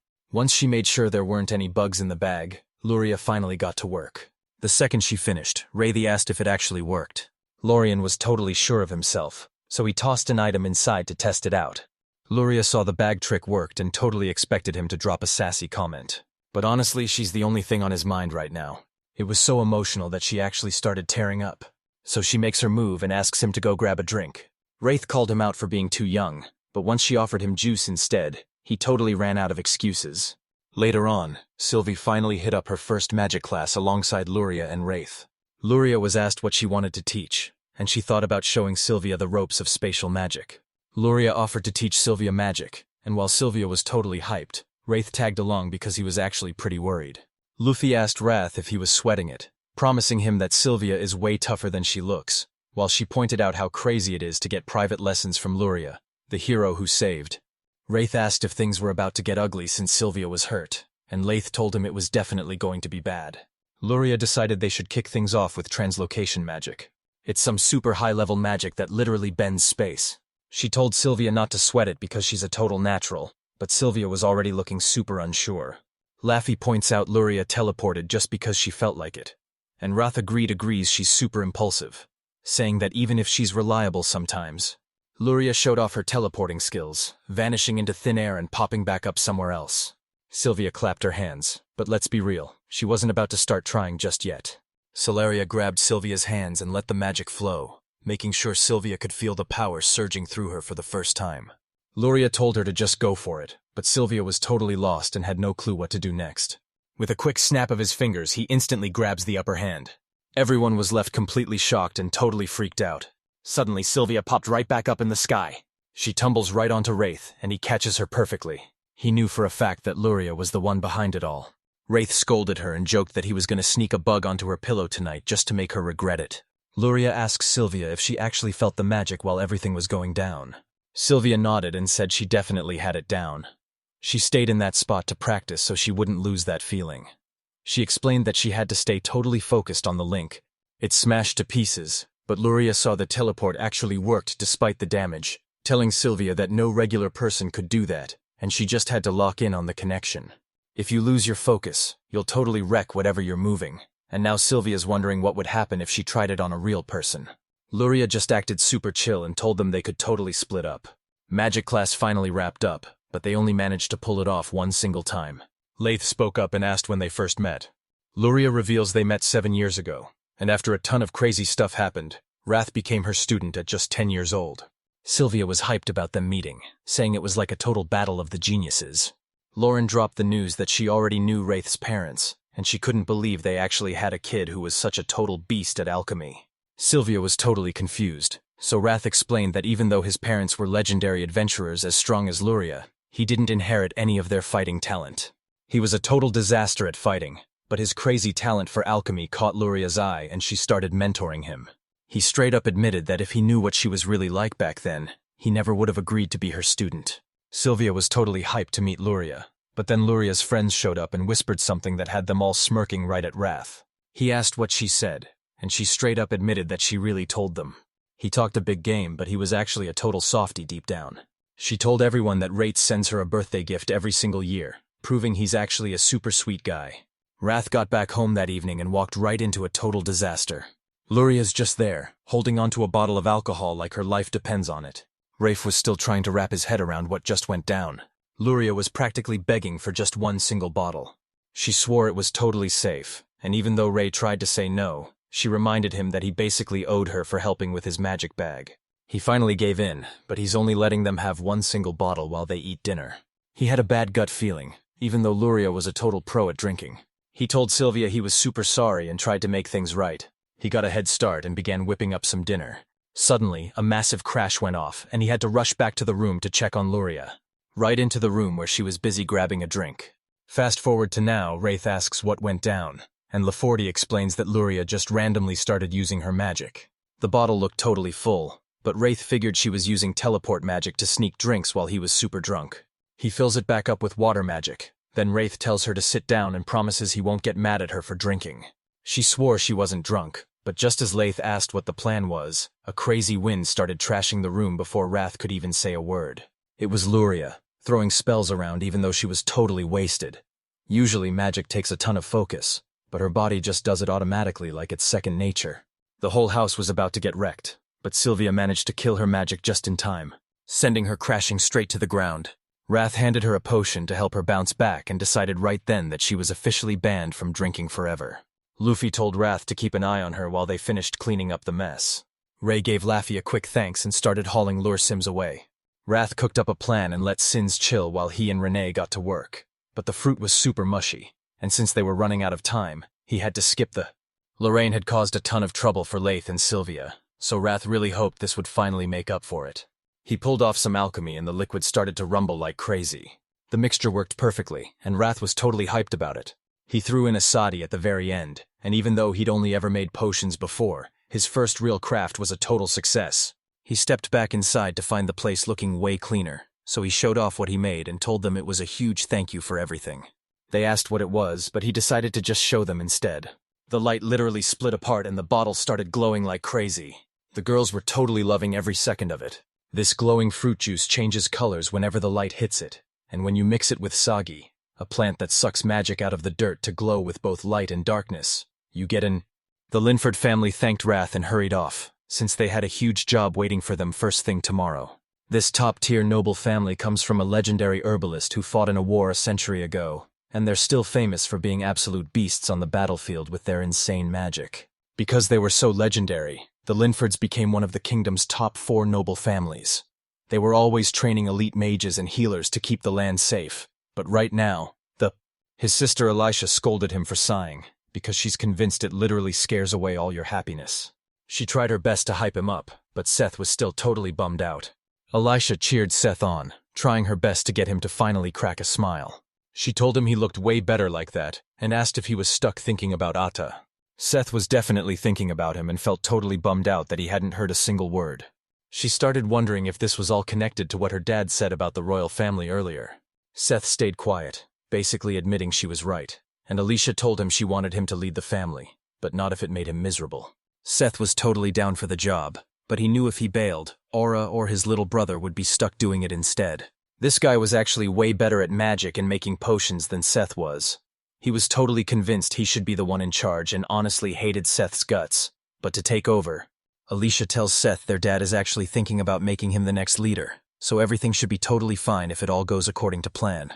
Seth said that depending on how this royal drama ends, even the next person in line for the throne could totally change. The royal family just dropped a direct order, and even though Alicia didn't know the specifics, she knew 2 people were picked for the mission. Seth promised to give it everything he had, but even he admitted that Otto was just way more skilled. He admitted that if he was just stronger than Otto, they wouldn't be stuck in this huge mess right now. Alicia tried to explain, but Seth totally cut her off and told her everything was going to be fine. He promised he'd find a way, but Alicia was just praying that things wouldn't go totally wrong. Seth gave her a hard time just for fun, and then headed off to see their dad.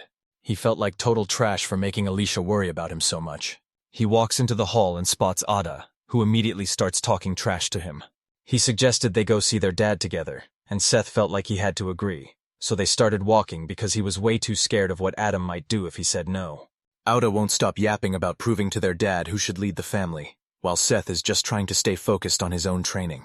Meanwhile, over at the Wraith's house, Luria got a rude awakening when she fell right out of her sleeping spot. Wrath saw her as nothing more than a pathetic bug, even as she clung to him and begged him to protect her. Ray didn't care what she said and just gave her a cold stare, telling her to quit whining and get ready for what was coming. That's because they were actually heading straight for the royal castle that day. The day of their big mission from the royal family was finally here, and Ray knew he couldn't afford to mess up his first impression. Luria looked totally relaxed, but Wrath just hit her with a smile that was straight up terrifying. He reminds her that she's the only reason they're finally back together. As Luria got ready, she couldn't help but think about how much of a nag Wraith had become, and really missed the sweet kid he used to be. She snapped her fingers and just like that she was ready to roll. She was dying for some breakfast, but Wrath told her they didn't have a single second to waste. If she's looking for someone to blame, she's got no one to look at but herself. Luria kept whining about how hungry she was while they were on the move. Ray totally ignored her and straight up asked how well she actually knew the royal family.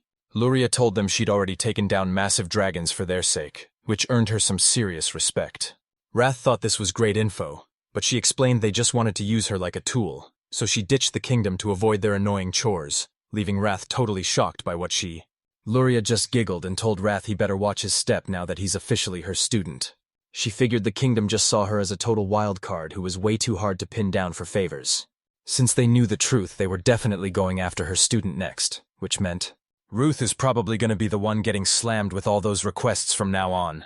Wrath was totally done being her personal errand boy. Finally, they made it to a spot where the massive castle came into view. Luria dashed off, super hyped at the thought of finally getting some food. Wraith tried to hold her back, but she was acting like a total kid, and he knew if the food wasn't ready soon, she was going to have a massive meltdown. As soon as they hit the gate, Wrath's jaw dropped because the thing was absolutely massive. The soldiers stopped them in their tracks right after they show off that official letter from the royal family. The soldiers quickly said sorry and led them straight inside. As they're walking, Luria mentions that these dragons are massive, like as big as the entire castle. Ruth stood there totally shocked, but then some guy suddenly slammed right into him. Auda was the one who trashed them for being total commoners.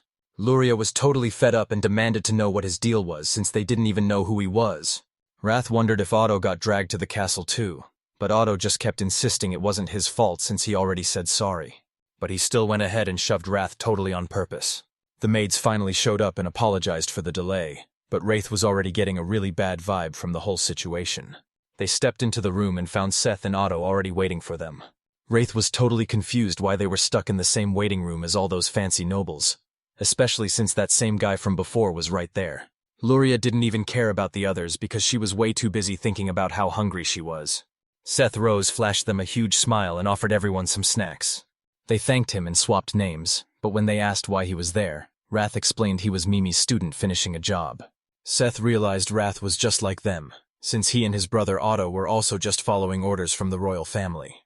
Another guy just cracked up, saying a noble like Seth shouldn't hang out with regular people or he'd totally ruin his reputation. Seth snapped that it was none of his business, but the guy didn't even flinch at the attitude. Wraith could tell they were totally on edge, but he just wanted to get back home. Everything was prepped and they were finally ready to roll. Seth suddenly shows up to help them, apologizing and saying he's super sorry for what his brothers did. They stepped inside, and the king told them to just kick back and relax. Luria gives Wilbur a super warm welcome and teases him about getting old. Wilbur stopped for a second and finally admitted that he was starting to feel his age. Luria asked why they were called in, knowing for a fact this wasn't just some friendly hangout.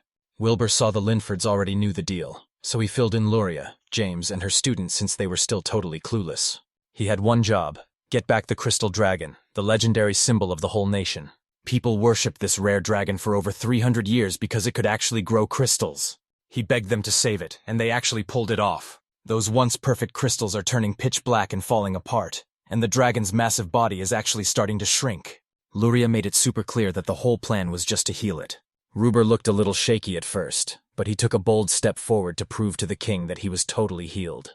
Luria was so done with his cocky attitude that she snapped back, saying her student could totally pull it off too. The king was totally stunned by how young Wrath looked, but Luria insisted he was way more skilled than the other guy. Wrath told her not to get her hopes up, but he swore to the king that he'd give it everything he's got. Luria locked in and asked if this had ever happened before, but the king told her it was a total first. Luria asked what the dragon's deal was, and he told her it literally eats metal and just chills around the castle with his daughter. Wrath said he wanted to get a real close look at it. The dragon looked totally on edge, but it didn't move a single muscle. Wraith watched it super closely, making sure to catch every single way it reacted. The king demanded to know if he'd actually found anything out. Wrath thinks those dark spots are actually tiny bits of metal stuck in the crystals, which is super weird since dragons usually digest metal completely. Wraith figured the dragon couldn't digest the metal right, and now its insides are totally jammed with metal scraps blocking its veins. Usually the metal flows right to the surface, but now it's all clogged up, and he realizes the dragon's internal flow has totally stopped, causing a super dangerous backup.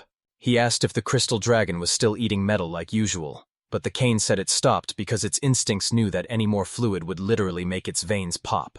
This pain was basically like having your veins explode, and seeing the dragon suffer made Ray promise to find a way to save it. The king asked if he had a plan, so Wrath told him about a wild idea he'd just cooked up.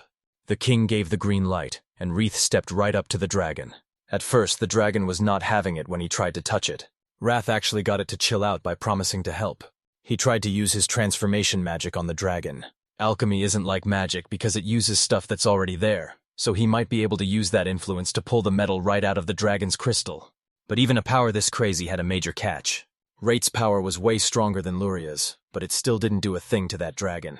Ray realized right then that this was going to be way harder than he thought. Luria told him he had to switch things up and try a different way. Wrath apologized to the king, saying this was all he could do for now, but he promised he'd be back later with a real fix.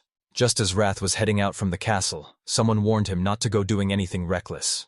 Seth shows up out of nowhere, ready to strike a deal in the next chapter. Lorien was totally starving, so she dragged Seth and Wraith to a nearby spot to grab some food. Once they finished eating, Seth turned to Wrath and asked for some backup. Wrath was super confused and thought Seth wanted to steal the credit, but Seth made it clear he was totally fine with Wrath finishing the mission. But he was totally determined to stop his brother from pulling it off. Rafe didn't care who actually finished the job, as long as it finally got done. Since the mission was all about his family didn't care who got the job done, but for him, this was personal. He finally admitted he's the oldest son of a massive noble family, and is next in line to run the whole show. Luria knew these famous herbalists hated her guts because her alchemy skills totally put their work to shame. If this worked out, Seth's little brother would become the next head of the family, and Seth was definitely not about to let that happen. He tried to find some backup to make sure this didn't happen. Ray thought about the offer for a second and decided he was totally in. Seth saw a huge chance to get some cash for his shop, but unlike Auda, he was actually super nice and humble. Faith was dying to know why Seth was so obsessed with leading the whole family. Seth told everyone his little sister was right there to back up his story. He didn't trust his brother with the job at all, and while the crowd teased Seth for being a softie, Wraith stepped up and said it was actually a pretty boss move. Wrath noticed Seth was actually super chill for a noble, and even though Seth hated acting stuck up, he was starting to wonder if he should keep his guard up more. Wrath admitted he wasn't used to dealing with fancy high-class families, but he cared way more about someone being a good person than what their rank was. Seth felt totally trapped by his royal status, so he thought it was awesome that Wraith actually treated him like a normal guy. They shook hands with Seth, totally hyped to finally team up and get to work.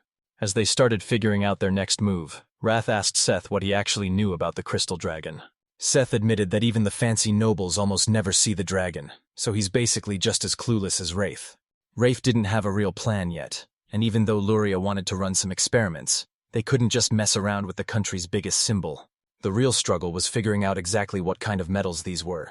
The crystal dragon just wouldn't dissolve, and neither would anyone who could snap back to their original form after being melted down. He asked Seth if he knew any spots in the kingdom that worked with liquid metal, hoping they could find some that changed its shape super fast. This could be exactly what he was looking for, but to get the real scoop, they've got to visit the spot that handles all the kingdom's liquid metal. He scouted the rooms, but all she knew was where to grab a drink in the city. Ray wondered who could actually mess with liquid metal, and then, boom, he had a genius idea. Luria asked if he already had a specific person in mind. Wraith warned that things would go south fast if a weakling tried to get involved. He started overthinking his next move, and it was really starting to get on Luria's nerves. She told them they had to move right this second, and they immediately headed out. Nimi leads them to a girl who's super hyped to see her. Luria stared in total shock, not even realizing at first that the girl standing right there was actually Nicola. Then it clicks. Nicola was the one who actually looked after her when she was super drunk all those years ago. Wraith was super embarrassed and was totally ready to bail. He told them they were only there because their mission was to check out some liquid metal. Nicola knew something was off, because a noble and an alchemist teaming up like this was definitely super suspicious. She said she knew some good spots and asked what they were looking for, so he asked if there were any metals that could melt and harden super fast. The second he touched those dragon crystals, they felt super warm, almost like he could feel blood pumping inside. He figured if the outside was this warm, the inside had to be boiling, especially since Nicola just mentioned that new liquid metal they brought in from the south. Wrath guessed the metal was silver and he was totally right, but she said they barely get any and it's all gone now. Seth said this info was still a huge help since he could tell his family exactly where to find what they needed. Rafe didn't think it would work, since getting silver was basically just a total game of luck. Silver only hides in volcanic areas right next to a twin metal that looks exactly the same, and the only way to tell them apart is to wait for the volcano to go quiet so you can see them. But those silver volcanoes were actually home to some powerful spirits. Spirits hide inside nature, and only people with massive magic can actually see them. Plus, they can even trigger huge volcanic eruptions. Nicola felt bad for not doing more, but Wrath told her she was a total lifesaver, and asked her to help hunt down every last bit of silver in the kingdom. He promised she could have Lorraine's if she helped, and Nicola was totally down for the deal. Wreath told Seth to hit up his family for some or see if the royals had any stashed away. 5 days passed, and they still had absolutely nothing to show for it.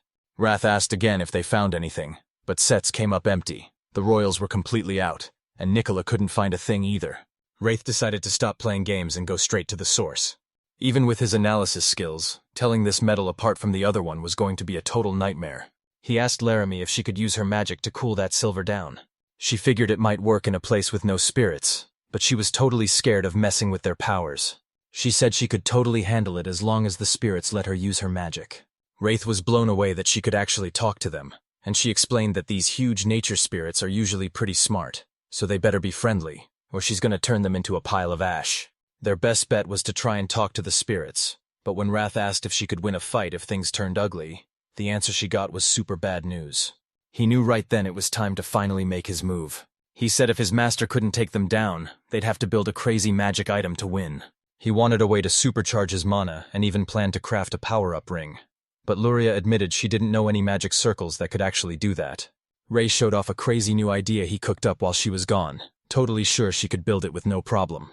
Luria totally panicked, saying there was no way she could handle a magic circle that crazy, and only Wrath had the skills to make it work. Next, Wraith gets himself ready to finally kick things off. He couldn't use magic at all, so he had to get Seth and Luria to help him test everything out. He pulled out a glowing red crystal, but this wasn't just some basic material for boosting magic. Seth started drawing the circle, but he was already getting a seriously bad feeling about the whole thing. When it was finally ready, Wrath asked who wanted to go first, and Seth totally started to have second thoughts. Luria stepped up and said she'd do it. Seth asked if it was dangerous, but Wraith promised it was just a harmless light that wouldn't hurt anyone. As soon as Miriam touched the circle, a massive flash of light made their eyes glow like crazy. Sylvia and Laughing see a huge flash coming from their house and sprint inside to see what's going on. The test on that magic booster went totally haywire, blasting out a light as bright as a second sun that absolutely fried the eyes of those three guys.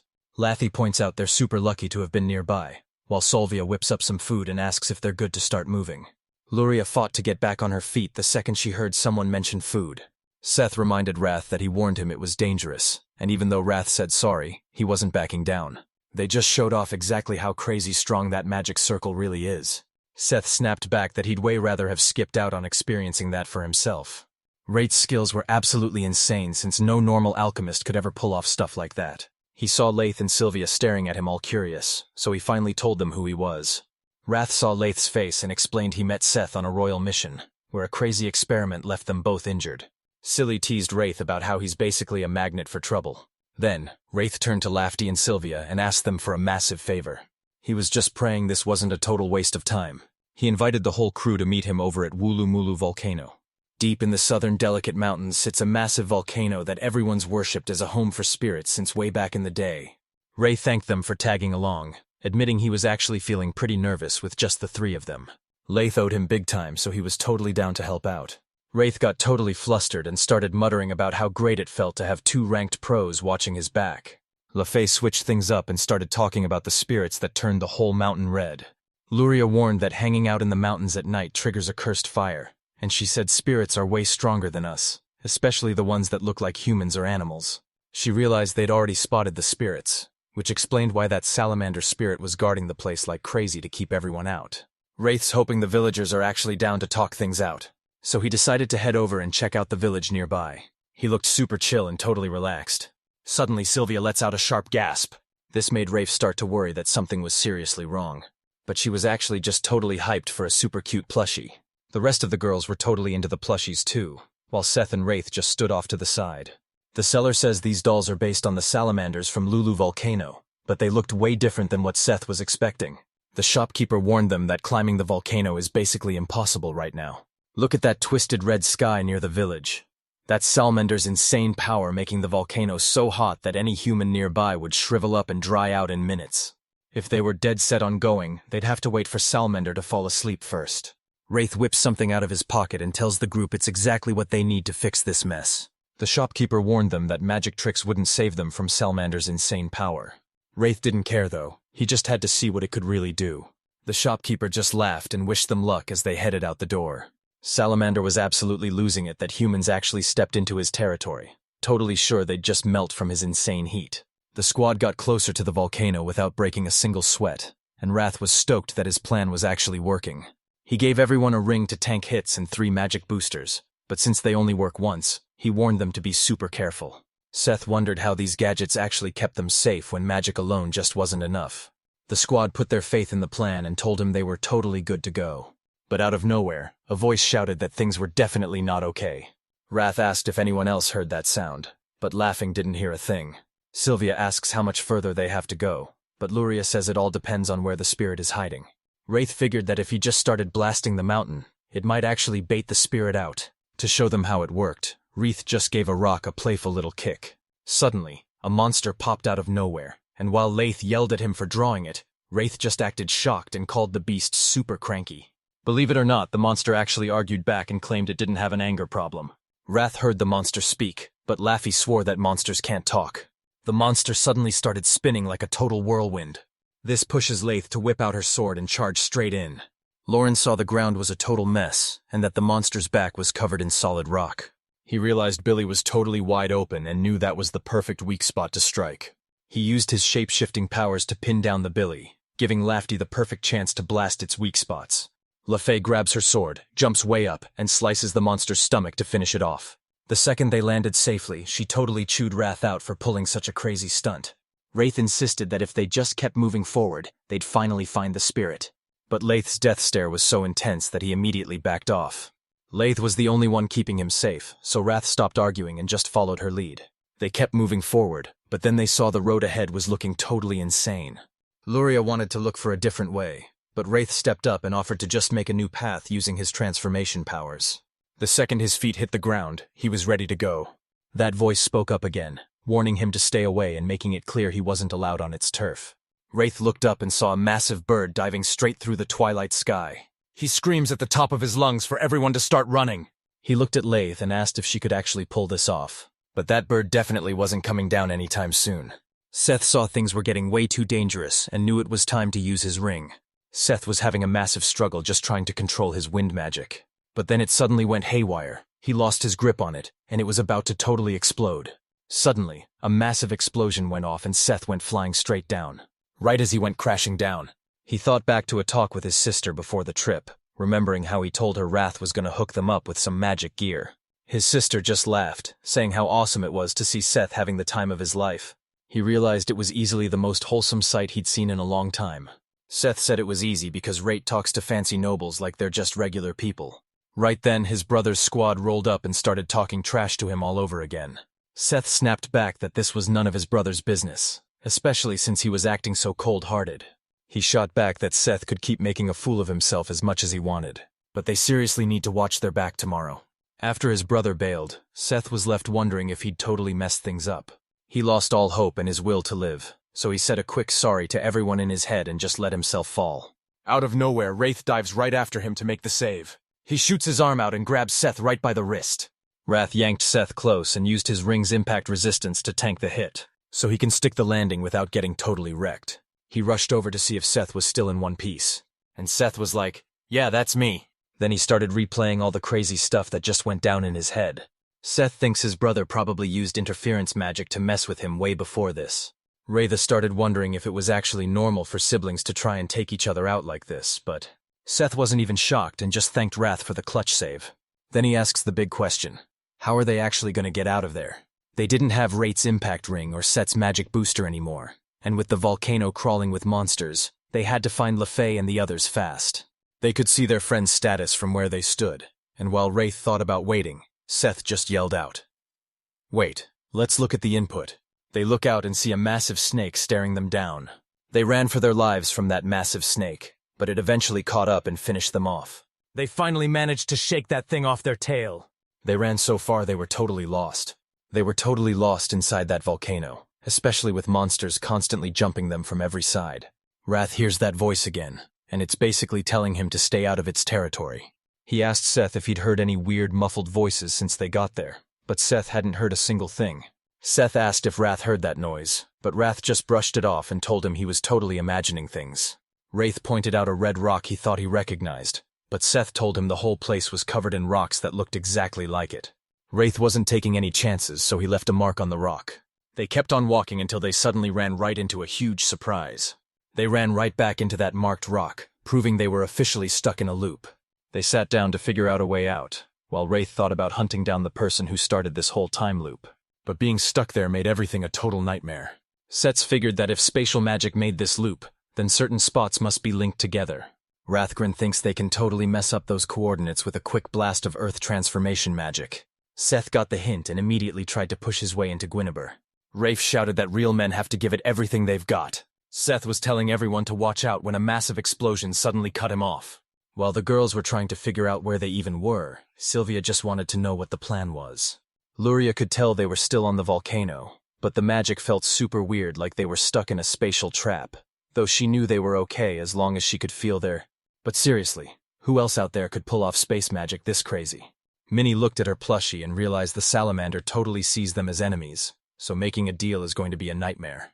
A massive roar shook the air as the beast claimed its turf, making it clear that no human was allowed to do whatever they wanted. Suddenly, a massive monster made of pure wind appeared right in front of them. Those salamander spirits kept their voices low, acting like they just wanted to have a little chat.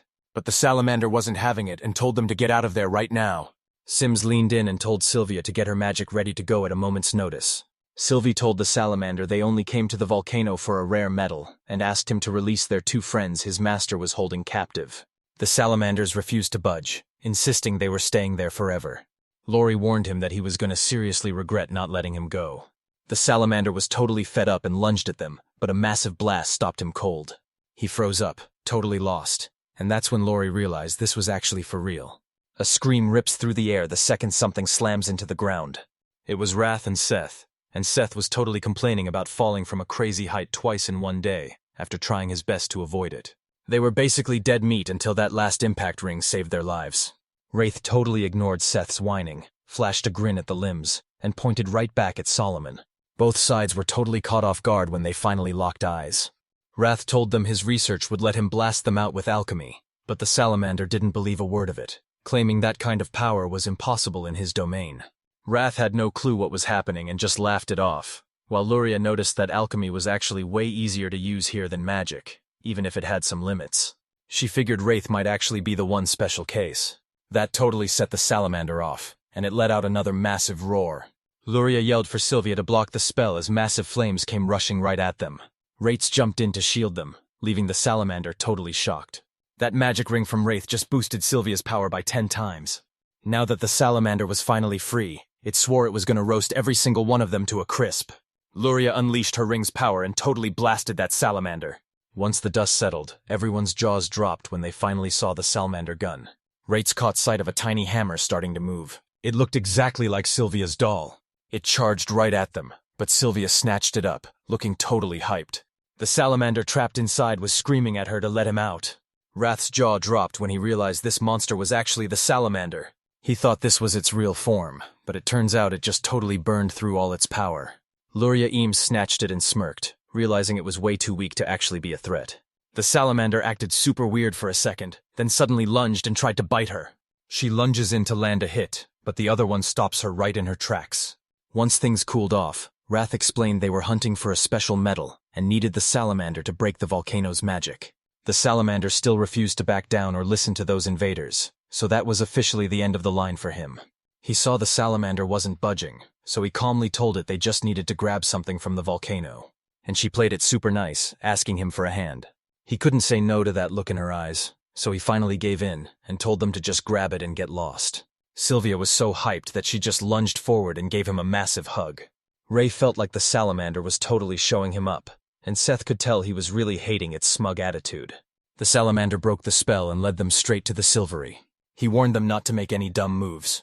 Ray gave him a quick thanks, and they both started grabbing all that silver. A bit later, Seth headed right back to the Linford mansion, and his sister was right there, waiting to welcome him home. She asked him if he was okay. He told them they finally pulled it off as a team, but when Seth asked her a question, she looked totally clueless.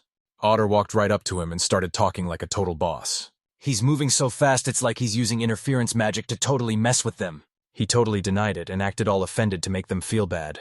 Seth then checked in to see if they were actually making any progress on his request. He said things were finally moving along and told Seth to just stay chill while he handled everything. Seth was about to snap back, but he stopped the second he saw Alicia watching him. She asked him what was up and gave his cheeks a playful little squeeze. Seth said this wasn't the first time he'd acted out like this, and he swore to put him in his place the moment he becomes the new lord. Lucia acted all worried and told him his only real problem was having to go shopping with her. Seth had no other choice but to clear his whole schedule for the day. After that wild volcano disaster, Wrath started wandering through town to see what was going on. Laith and Sylvia headed home to jump into their next mission. Seth went to visit his sister, and Lamb just started knocking back drinks. He reminded a super busy Seth about their silver experiment, and since Luria was out all night, he only had one last problem to handle. He walks right into a shop for women. He was totally freaking out while all the women whispered about him being there. He got himself hyped up, reminding himself he was only there to grab gifts for Laith and Sylvia, when suddenly a woman's voice called out asking if there was any wrath. And right away you know exactly who it is. It's Amelia. She asked what he was even doing in a place like this, and that's when he finally snapped. He was out grabbing some awesome presents for Laith and Sylvia. Amelia looked super confused, so he explained that they'd actually been a massive help to him lately. She saw her looking totally crushed and asked if he'd finally made up his mind. Wraith straight up admitted he had no clue what they actually liked, so he asked her for some help. Amelia was totally down to help, and he thought about getting dolls since he remembered Laffy is obsessed with cute stuff. It was a total shock since she's way tougher and bolder than any guy, so Amelia warned him to never say that to her face. Wrath remembered how LaFay rejected his last gift, so he was super nervous she'd turn down this doll too. Amelia shot him a weird look, thinking Laith was just being way too shy to actually take it. She figured out exactly what was going on, but she kept him in the dark and didn't say a single word. She offered to pick out a doll and Wrath was super relieved, but then she went and grabbed the ugliest one in the entire store. Wraith looked at the doll and had no clue if it was supposed to be a mouse, a fish, or a chimera. Meanwhile, Amelia was busy starting up her own group called Adorable. He showed her the rabbit doll and asked her what she thought of it. She thought about it for a sec, but then she insisted her choice was way better, and that Laith would totally love it. Rathover realized everyone has different tastes, but he thought the doll was honestly pretty lame, which totally annoyed him. Still, since Amelia put in so much work to help, he couldn't just... He cooked up a plan to buy both dolls just to keep that creepy one away from the girls. The next day, he headed over to Laith and Sylvia's place to give them their gifts. Laffy's face turned bright red as she whispered a soft thank you. Sylvie says thanks and mentions how Laithy loves cute stuff but is too shy to buy it, confirming she's actually super happy. Wraith was stoked they loved the presents, but then Lori popped up behind him looking totally ticked off. She demanded to know what those gross things were, and he admitted he didn't even want to buy them in the first place. And remember, I said there was a second gift. He wanted to give them something they could actually use on their journey, so he offered to make them weapons, and they were totally hyped. Wrath hasn't forged a single weapon since he hit the capital, but he's totally sure he's still got what it takes. He decided to forge a sword first and asked LaFay if she had any special requests for it. She told him it just had to be razor sharp and super tough. Laith's strength is totally off the charts, so she needed a weapon that was just as tough as she is. If the blade can handle her insane swings without snapping, Laith is totally in the clear. Wraith asks to see her blade, so she shows it off, revealing a massive sword built for her insane strength because she thinks light weapons just don't pack enough punch.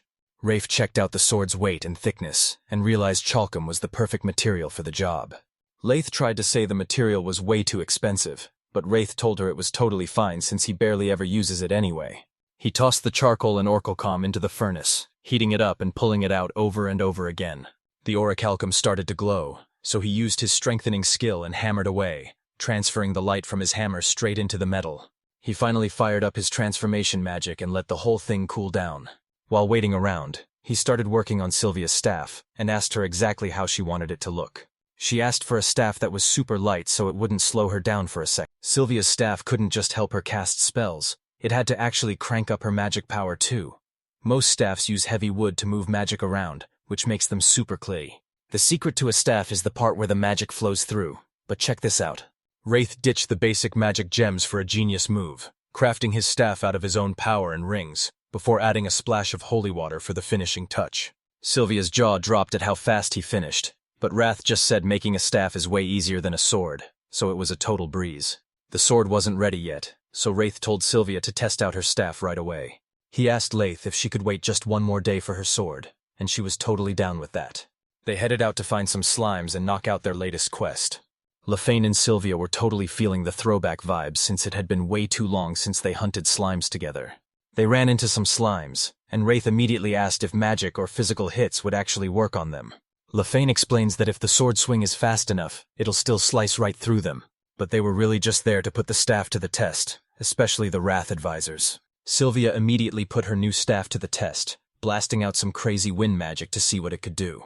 Wrath remembered how the pro mages could use wind magic to slice monsters clean in half. Sylvie tried to slice those slimes, but she ended up ripping the ground apart instead. Everyone's jaw dropped when they saw just how crazy strong that staff really was. Wraith figured he'd just start rounding up all those slimes. That laugh sounded super awkward and totally nervous. Wrath asked if she was still feeling it, and she straight up told him she was totally washed.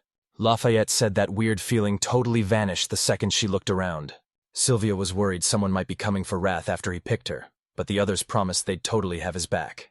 Back at the mansion, a butler tells his boss that Wrath just headed into the forest with 2 pro-adventurers to hunt some slimes. The guy asked if Wrath did anything crazy, and the butler said the adventurers were right on his tail, with one even sensing him and going on high alert. Making any kind of move right now is a massive risk. The mystery man told his butler to keep a close eye on them and strike the second he saw a chance, right as Laith and Sylvia finally left Wrath alone. The very next day, Lafayette and Sylvia are hanging out over at the Wraith's house. Wraith was seriously struggling to haul Laith's new sword because the thing was just way too heavy. But LaFay just picked it up like it weighed nothing and thanked him. Then Wraith asked if she wanted to give it a test run. She didn't even bother checking it because she knew Wrath's work was always top tier. And right after they were told to leave, the whole squad headed out. After the group took off, Seth and Wraith were left alone. And when Seth mentioned how much they trusted him, Wraith got super flustered and tried to change the subject. They finally scored that silver they were after, and since it's super valuable, they carefully popped the box open and tucked it inside. Suddenly the lights cut out and something slammed Wraith backward. Seth realized in a flash that this was a magic attack and someone else was definitely lurking nearby. Wrath couldn't see a soul, so he told Seth to drag the intruder out into the open. A guy in a hood jumps Seth, whistling a tune while he attacks. Seth went down hard after taking a massive kick straight to the gut. The attacker let Seth off the hook and turned his sights on Wrath, leaving him totally confused. Wrath realized they were after the silver the exact second the guy reached for it. Luria shouted for him to stop right there, warning that if he kept picking on her student, he'd be lucky to get away with just a few broken bones. The guy chucked knives right at the sound of Larry's voice. But Minnie was already right behind him, and she slammed him straight into the ground. She warned him right then and there not to sleep on her just because she's a girl. She asked Wrath what was going on, and he straight up admitted they didn't have a clue. She decides to see who this guy really is and yanks the hood right off his head. Seth took one look and knew this guy was just another one of the Order's goons. Wrath spoke up and asked what their next big move was going to be. Seth said they were out of options because Otto would just keep coming back if he knew he failed, so they tied him up and got right back to work. Fast forward 5 days and they finally go to see the king. The king asked if they actually had a plan to save the crystal dragon, and Luria confidently told him they wouldn't even be there if they weren't ready. Wraith didn't waste a single second as he marched right up to that beat-down dragon. Luria helped them build a magic gadget to freeze the mineral, so the dragon could eat it and turn the silver inside back into liquid. The dragon took a quick sniff and then just gobbled the mineral right up. He used his transfer magic, and this creepy black goo started pouring out of the dragon. Luria used her extraction powers to snag the silver and tucked it safely away in a bottle. Just like that, those dark marks on the dragon totally vanished. In just 1 minute, Wraith made sure there wasn't a single drop of silver left inside that crystal dragon. Wraith told the king the big news. The crystal dragon was totally healed and finally free from all that silver. The dragon jumped back up full of life, and the king was so shocked he started thanking him like crazy. They filled Seth in, and he finally breathed a huge sigh of relief. Wraith was hyped and asked for an update, so Seth told him the attacker finally cracked after some pressure, and now the Order is planning to lay low in the countryside for a bit. He's actually running the family business now, and it feels like a total dream. Beth asks what he wants for a reward, and Ray just asks for some ingredients from the Linford family's stash. He put his greed aside because he was way more interested in the high stakes and the crazy tension building up. Wrath told them all about his big dream of finally opening up his very own shop. When he drops by Daisy's shop later, she asks what's up, so he tells her he's back on the job tomorrow, and has a quick question for her. He wanted to open his own shop and asked her for help, but Daisy basically told him he was being a total idiot. She warned him that opening a shop without a plan was a total rookie move, telling him he had to figure out his budget and location since a basic potion shop would never survive with so much competition already out there. Rafe pitched making magic items and it was way more popular than anything else, but he needs a guild permit before he can officially open his shop. Wraith knew the kingdom had some crazy strict rules, but since he's such a beast, he'll probably get the green light in no time. Now he had to get his gear and money sorted, but first he needed to snag that guild permit to prove he was serious, so he thanked her for the tip. He started checking out the shop, thinking about using this exact setup for his own place. Since she didn't say a word, Wraith just kept looking around the shop. Deep in the woods, a carriage is being pulled along by two straight-up monsters. An adventurer and a black-haired girl were riding inside, and when he asked if she was doing okay, she told him it was her first time ever being in a carriage pulled by an earth dragon. This S-ranked adventurer named Ariel actually asked the gorgeous Lucia out, but she totally shut him down. Ariel mentioned she was meeting another S-rank adventurer, and the guy seemed pretty amused by the whole thing. Back at the guild, Wraith spots Amelia and says what's up, and he tells everyone his big dream is to finally open his own shop. I'm basically right on the edge of getting some major props. They told him he had to hand over some merch samples and pass a test to move forward. Keel the examiner finally shows up and kicks off the test with some merchandise samples. Amelia introduces Kyle as the business examiner and tells Wrath the test is basically just for show, so he's got nothing to worry about while she goes to grab the paperwork. Wrath was totally confused why she was already prepping the paperwork before the exam was even over. Kyle said Amelia was totally sure Wrath would pass since his samples were next level, and Kyle even wanted to buy some for himself. Kyle wanted proof that Wraith actually made the gear and could pump it out fast, so he demanded a live demo right then and there. Kayla figured a top-tier potion would take at least a day to brew, but while Kyle was getting ready for a long wait, it was finished in only 30 minutes. In just 5 minutes, Ray finished a top-tier potion that left everyone absolutely stunned. She couldn't believe how fast he finished, whispering to herself in total shock while Wrath stayed completely locked in on his exam. Keeley shouted out the big news that Rafe passed and Amelie is finally back. He was totally blown away by how awesome that potion looked. He handed him the papers, totally sure he had this win in the bag. She asked Laith if he actually liked the gift she got him. Rafe acted like LaFay was totally into it, even though they were actually just hanging out at his place. Amelia was stoked that Lafayette loved the gift, but Rates felt totally guilty because he had to keep the truth a secret. He slipped out of the guild and somehow kept Amelia totally chill. Time for the next move, but the vibe at Seth's house was totally weird as he handed over those wraith materials. Seth was acting super sketchy, even though the stuff he was using looked totally normal. Wraith asked Seth to just go with the plan for a second, but Seth shut him down and asked if he could even handle all that weight alone. Rafe felt super confident as he stuffed the materials into his magic bag and got ready to head out. Suddenly, Lisha bursts in and slams the door, crying her eyes out because she just missed him. He was totally convinced that Wrath was making some super sketchy deal with a random stranger. The door slammed right into his face, and while Rates used a napkin to stop his bloody nose, Lisha apologized for getting it all wrong. Ray totally owned it though, admitting it was his bad for just standing right by the front door like that. Alicia wasn't having it, arguing that she should have been way more careful when she opened that door. Seth introduced Wraith to his sister again, totally sure she'd be seeing way more of him from now on. Wrath thought she was just a cute girl, but he soon realized she was actually super sharp, and he couldn't help but smile at Seth's big dream of becoming a lord. Seth told Wrath to keep her in mind since she'd be filling in for him while he was gone. With all his ingredients finally gathered up, Wrath was totally ready to hit the road. Back at the house, Larry was non-stop whining to Wrath, but he was way too busy to even feed her. We told her to help sort the food, but Creams wasn't doing a single thing until she got a snack. Ruth laid down the law. No work means no food, so she'd have to start helping out if she wanted a meal. She started working through her tears, but Wraith didn't care about that at all because he was too busy scanning the shop inside and out for any detox gear or magic-boosting rings. The inside was basically finished, so now they just had to handle the outside. From the outside, the house looked totally normal. He held up a sign, but it didn't do a single thing. He decided to keep the decorations chill once he caught that smile. He used his powers on a small potted plant and instantly grew it into a massive flower. Right at that moment, Lafayette and Sylvia finally showed up. When Sylvia heard he was working on the outside of the shop, she immediately offered to help him out. He said the place was almost ready, with just the decorating left, and asked if they could help him think of a cool name for the shop. LaFay was totally shocked he didn't use his real name like she expected, so he felt awkward and invited everyone inside to talk instead of staying out there. He whipped out his paper and ink, ready to catch every single idea they had. Lath kept things simple and suggested they just use alchemy. Ray thought about it for a second and was totally down, leaving Lath shocked that he agreed so fast. He figured moving fast was way better than overthinking, and he honestly thought the name was awesome. They needed a logo, but Lath admitted she was a total disaster at drawing, even though she could read the text. Great gave him the green light, so they just had to check his design and give him feedback on the shop he'd finally decided to open. The second you show them that finished logo, both of them were totally down for it.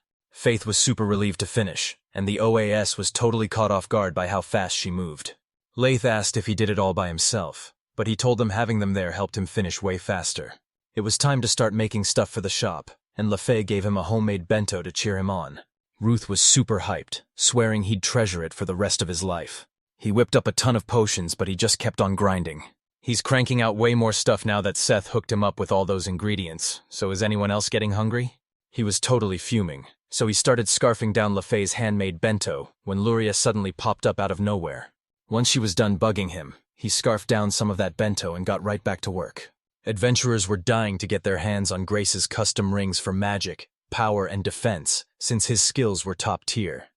These were definitely going to be the shop's. Wraith built his inventions hoping that moms would absolutely love how much easier they made their daily chores. For the final touch, he slapped his logo on every single item, totally determined to make his shop a massive hit. Wraith headed outside and flexed those logos for everyone to see. But wait, how was he already locked in and ready to throw down? The shop was totally empty this early in the morning, but he knew the place would be absolutely packed in just a few hours. Wrath was totally sure his high-quality gear would be a massive hit, but a few months later, he was in for a total shock. 3 days went by with 0 customers, and when Daisy stopped by and saw him looking super bummed out, she asked why he was so down. Wrath totally lost it and burst into tears because he didn't have a single customer. A bit later, Daisy swung back by the shop to check on Wraith and see if he was actually making any sales. Wrath was losing his mind because he'd made a logo and fixed up the shop, but still had 0 customers, so Daisy told him to stop sitting around and start using his fame to actually bring people in. It was totally obvious that Wraith wasn't even trying to get customers through the door. He was totally shocked and kept whining about having 0 customers while doing absolutely nothing. So she pointed out that the city is already packed with potion shops and a basic unknown store like his doesn't stand a chance. She reminded him he's a total superstar and told him he'd be crazy not to use that fame to his advantage. Rates finally figured out his game plan. He asked Daisy how she got her shop started, and she explained that her adventuring buddies hyped her up at the guild to bring in all her customers. Rafe realized he could totally use his friends to hype up the shop, and he knew he could actually pull it off. Daisy said that if his gear is actually top tier, it'll basically blow up on its own once a few people start spreading the word. She made it clear they had to hustle hard to bring in those first few customers. Wrath finally knew exactly what to do and wasted zero time getting his plan started. Daisy hyped Wrath up to keep going, teasing him that he didn't even need help before wishing him good luck anyway. Wrath hit the road, thinking back to Daisy's advice and deciding he needed to find someone who was a total pro at spreading rumors. Right then, a girl named Loveshe walks up and asks for directions to the Adventurers Guild. Ray thought Lucia was super cute, so he personally led her straight to the guild. He gave a quick thanks and kept right on going. The fox on her head finally speaks up, saying it's lucky Rain knows the way, and now they just need to buy some potions to start making bank. Lucia couldn't stop staring at Wrath, so the fox asked what was so special about him since she usually ignores everyone. Lucia guessed Wrath was an alchemist, and the fox noticed he looked super young, probably around the same age as Lucia herself. Foxy Anon told Lucia he totally trusts her to handle things while he catches some Z's, but she better wake him up if anything goes sideways. While he was out cold, Lucia tried to follow Wrath's directions but ended up getting totally lost. Fast forward 1 week, and we're right back at the Ventures Guild. Wrath wondered if the girl he helped actually made it, and he kept thinking about that three-tailed fox on her head. It would be such a cool mascot for his shop. Austin figured he didn't actually hear Amelia calling out his name. He said sorry for spacing out over some ideas, but Amelia saw Wreath's serious face and asked him what was up. He just laughed it off like it was no big deal, saying his new shop was finally open, but business was actually pretty slow. Amelia definitely didn't see that coming. Luffy joined the group and joked that she thought his shop would be so slammed he'd have a hard time keeping up. Ray finally owned up to the fact that running a business was way harder than he thought, and Laffy asked if he had a real game plan yet. He said Daisy gave him some ideas like making a mascot or a poster girl, but he's still just weighing his options. Laughing nodded since he could tell Wrath was really stressed, right as Amelia walked in and apologized for keeping him waiting. She handed him the papers and warned him to be super careful since they were huge for the shop. Then Wraith finished up and got ready to head out after he, Amelia, and Lathe all... But Wraith was totally trapped and couldn't find a way out of that room. Out of nowhere, someone burst through the door, yelling that Shine is finally back. The whole room was in total shock as everyone scrambled to figure out what just went down. A few people in the crowd actually recognize him and realize it's been forever since he last showed his face. Wrath caught people whispering about how he's actually one of the top-ranked fighters. Lathe was doing her best to stay completely off his radar.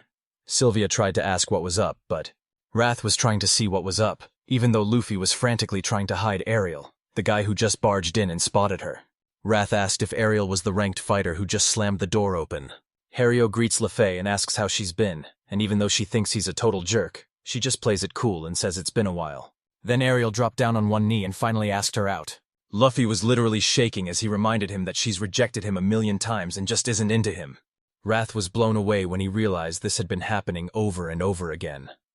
Ariel explained that he kept confessing and laughing, and he wasn't going to stop as long as she, panicking and needing a way to get him off her back. Lafty looked right at Wrath and told Ariel she was already taken, leaving Ariel totally stunned and demanding to know who the guy was.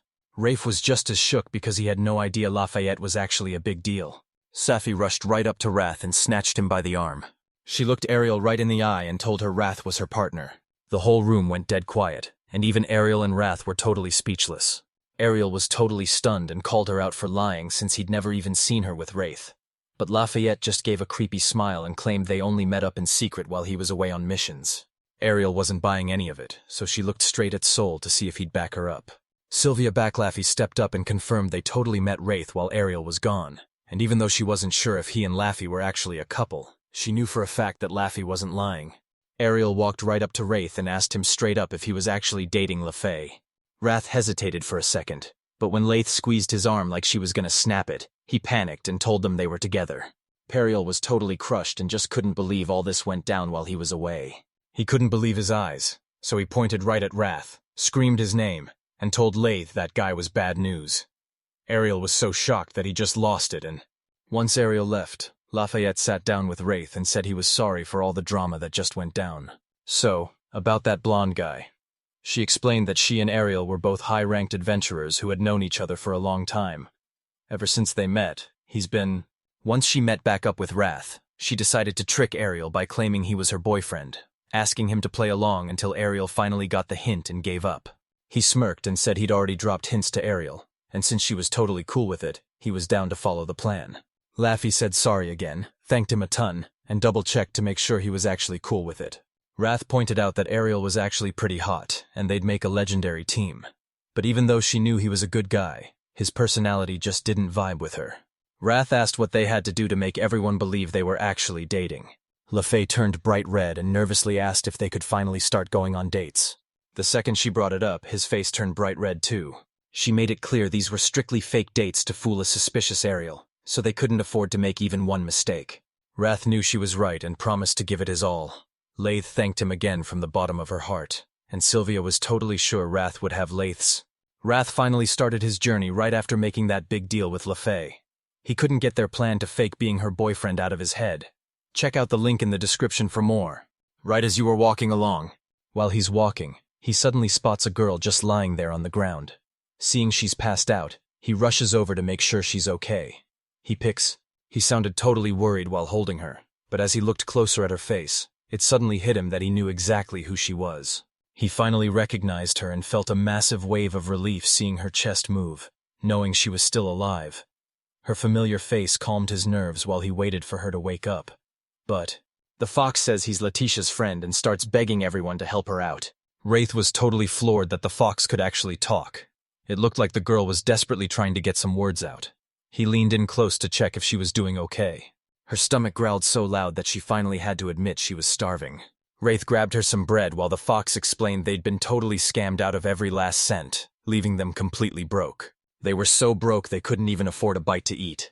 He really feels for her, so after she finishes the bread, he asks who she is, and she tells him her name is Low in the Fog.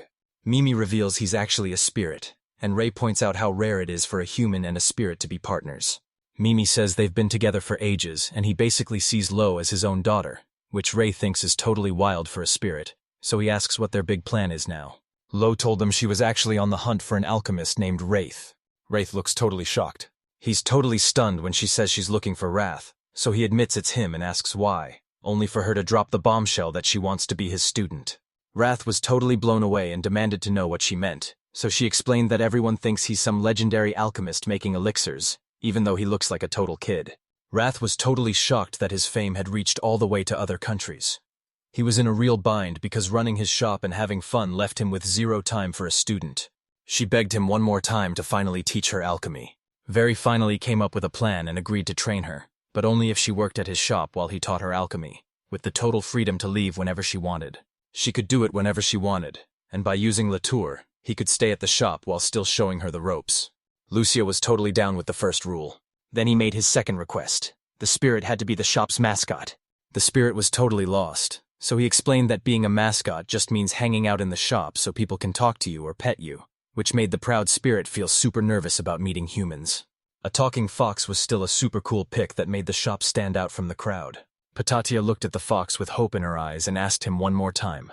The spirit totally gave in, so Wrath asked how long she'd be in the capital, and since she had no clue, he told her she could just crash at his shop until she found a real place to stay. Luria walked into her house and totally flipped out when she saw Wrath hanging out with a girl she'd never seen before. He told her to pipe down and explained that the girl was officially working there now. While they're heading up the stairs, Letitia asks about the woman, and he explains she's actually his mentor who lives there too. He showed Letitia her room, and then used a black crystal to see if her alchemy skills were actually legit. She's got this gadget from her homeland that uses sublimation to see just how powerful an alchemist really is. As soon as she touched it, the crystal started glowing like crazy. Most pros are happy hitting 70%, but Letitia crushed it with a 90, so Wrath decided to step up and test himself too. He had no clue just how much power he was actually packing.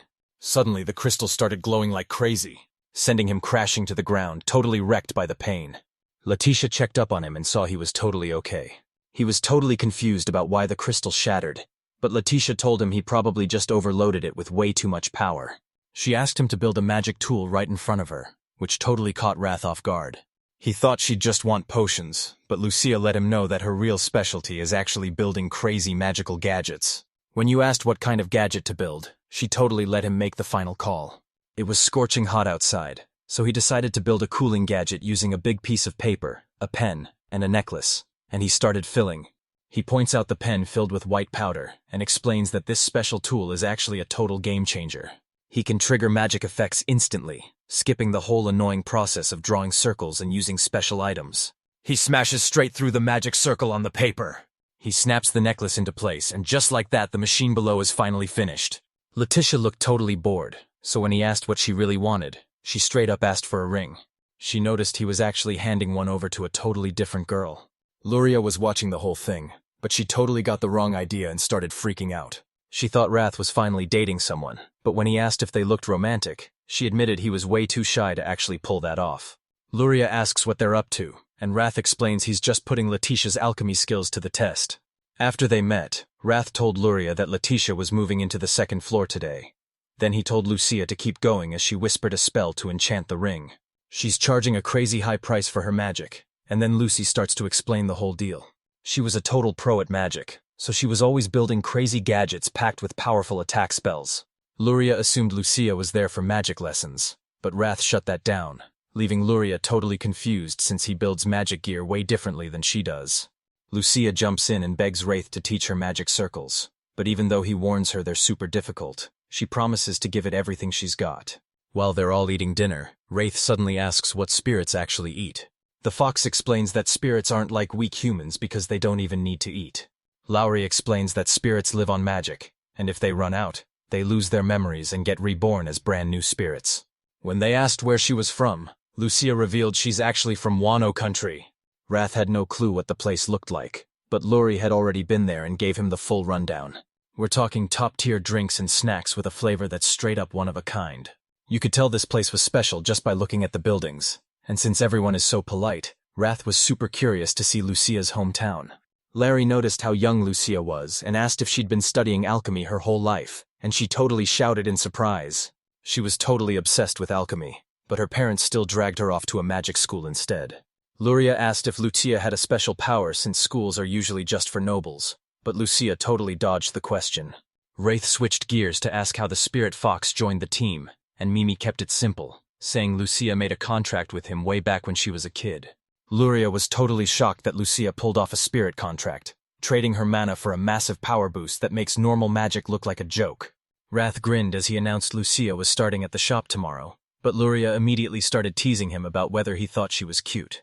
Rates tries to dodge the work by suggesting they make flyers, and Lori actually agrees for once. But then, wait, sorry, let's just move on to the next part.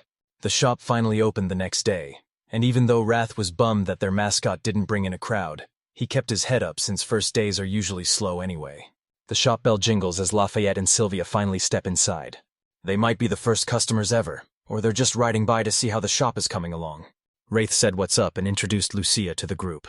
Sylvia was super hyped to see Mimi and couldn't stop asking questions about the little creature. Wrath explains he's Lucius's contracted spirit, and that news makes Sylvia feel a little bit nervous. Ray III told Sylvia it was totally fine and hyped her up to pet Mimi since they were guests. While Sylvia and Mimi hang out, Wraith asks Laith why she's there, and she shyly brings up their fake relationship where he's her boyfriend. Ray hit up Laith asking for a day with 0 crowds, and looking around, he can see he got exactly what he wanted. Lathy checked his schedule and then straight up asked him out on a date. Wrath was totally blown away by her request, and it left him completely stunned. In the next chapter, Adventure Rick totally fell asleep while he was busy checking out a tiny potion. His partner noticed they were almost at the quest and asked what was up, so Rick told him he was checking out a sketchy potion he didn't think would actually work. His partner was totally blown away that he bought that, especially a potion meant for boosting physical stats. Rick thought the whole vibe was weird, but he trusted the shopkeeper and slammed the potion back to see what it could really do. He's dodging the venom from this massive poison spider with an epic move. He suddenly pulls off this insane jump that nobody saw coming. He figured that potion was the reason for his crazy new powers and decided he had to test it out. He sliced through 2 of the spider's legs like butter and stuck the landing, proving his speed and skills are on a whole new level now. Blown away by how well the potion worked, he got a huge burst of confidence and took down the spider all by himself without any help from his partner.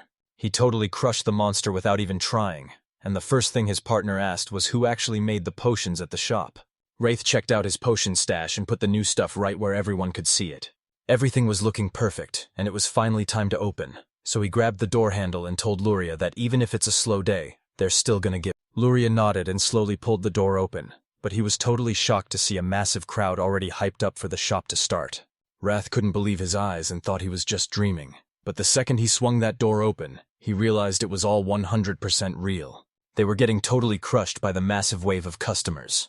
They bought so much stuff that the shelves were totally wiped clean way before the shop even closed.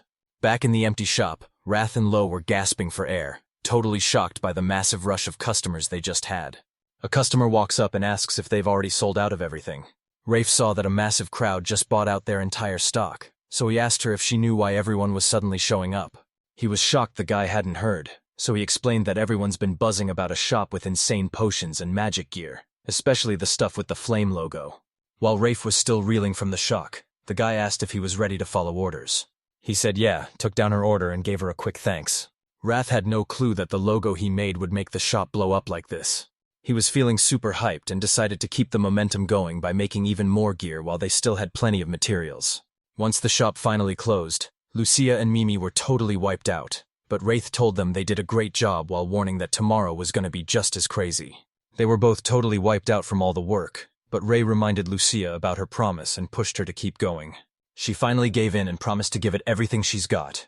That night, Wrath went on a date with LaFay just to get closer to Ariel, but he was still freaking out even though the whole boyfriend thing was just an act. Lafayette showed up at their meeting spot and Wraith's face turned bright red the second he saw her. She said sorry for the wait, looking just as shy and nervous as he was. Wrath was totally blown away by her look and asked if she picked the outfit herself, but she gave all the credit to Sylvia. Ariel watched them from a distance while Wreath walked along, totally overthinking what regular couples even do on a date. LaFay brought up how well the shop was doing, which totally caught him off guard, but he could tell she was in a seriously bad mood. Every adventurer was hyped up and talking about those fire-marked potions and a mysterious three-tailed fox. Ray realized the customer was right, proving his shop was finally blowing up through word of mouth just like Daisy suggested when he asked for her help. Lucia and Mimi were total crowd magnets who charmed every single person who walked in, making Wraith hope this winning streak would never end. She giggled and told him the hype wasn't going anywhere because his stuff was honestly top tier. Wraith thanked her while blushing like crazy, secretly praying that things would stay this awesome. Today, Wrath actually headed out and left someone else to look after the shop. Out of nowhere, they hear a kid crying their eyes out. Wraith almost jumped in to help, but Laffy grabbed him and held him back. Just a second later, Ariel pops up and hands the flower to the crying kid. That look just didn't belong on her cute face. He tried his best to be nice, but the little girl just wouldn't stop crying her eyes out. Wrath thought the guy's outfit looked super weird and laughed to himself, totally convinced this dude had been stalking them the whole time. The guards burst in and dragged Ariel away. They felt a massive urge to just bolt while they still had the chance. Wrath hesitated when she saw the guy wasn't backing down, so she told him she already had a plan. She told them all about this massive festival that goes down every year in New York. The capital looked insane with its massive parade and all these super cool shops popping up everywhere. She said Sylvia wouldn't stop bugging her to hit up the festival together, just the two of them. Ariel was definitely still spying, so hitting the festival together would totally trick him into thinking they were dating. And Wrath was all for it since festivals are the ultimate spot for a date. Lathe was totally down for the plan if he was, so they just went for it. He decided to go for it, but Ray quickly realized that with Ariel gone, the date was totally pointless, so they just ended it right then and there. A week goes by and Lucia hits up Wrath to see if he's actually showing up to the festival. Ray said it was already noon, so the festival crowd should be way easier to handle, and even though Lucia was nervous about going alone, he hyped her up by telling her she looked super confident. Wrath totally fumbled their last date, so now he's determined to step up and make this festival trip a massive win. To make his plan work, he decided to go find Daisy and ask for help. Wraith said sorry for just dropping in, but he told Daisy he was in a total bind and needed her help right now. But then he spots Sylvia and totally freezes up, stuttering as he asks what she's even doing there. She flashed a grin and asked him what he thought she was even doing. Daisy explained that Sylvia actually asked her for help with something super mysterious. Wraith tries to make a plan, but Sylvie reminds him he promised to take her sister to the festival, and warns him he'll totally ruin the vibe since he doesn't know his.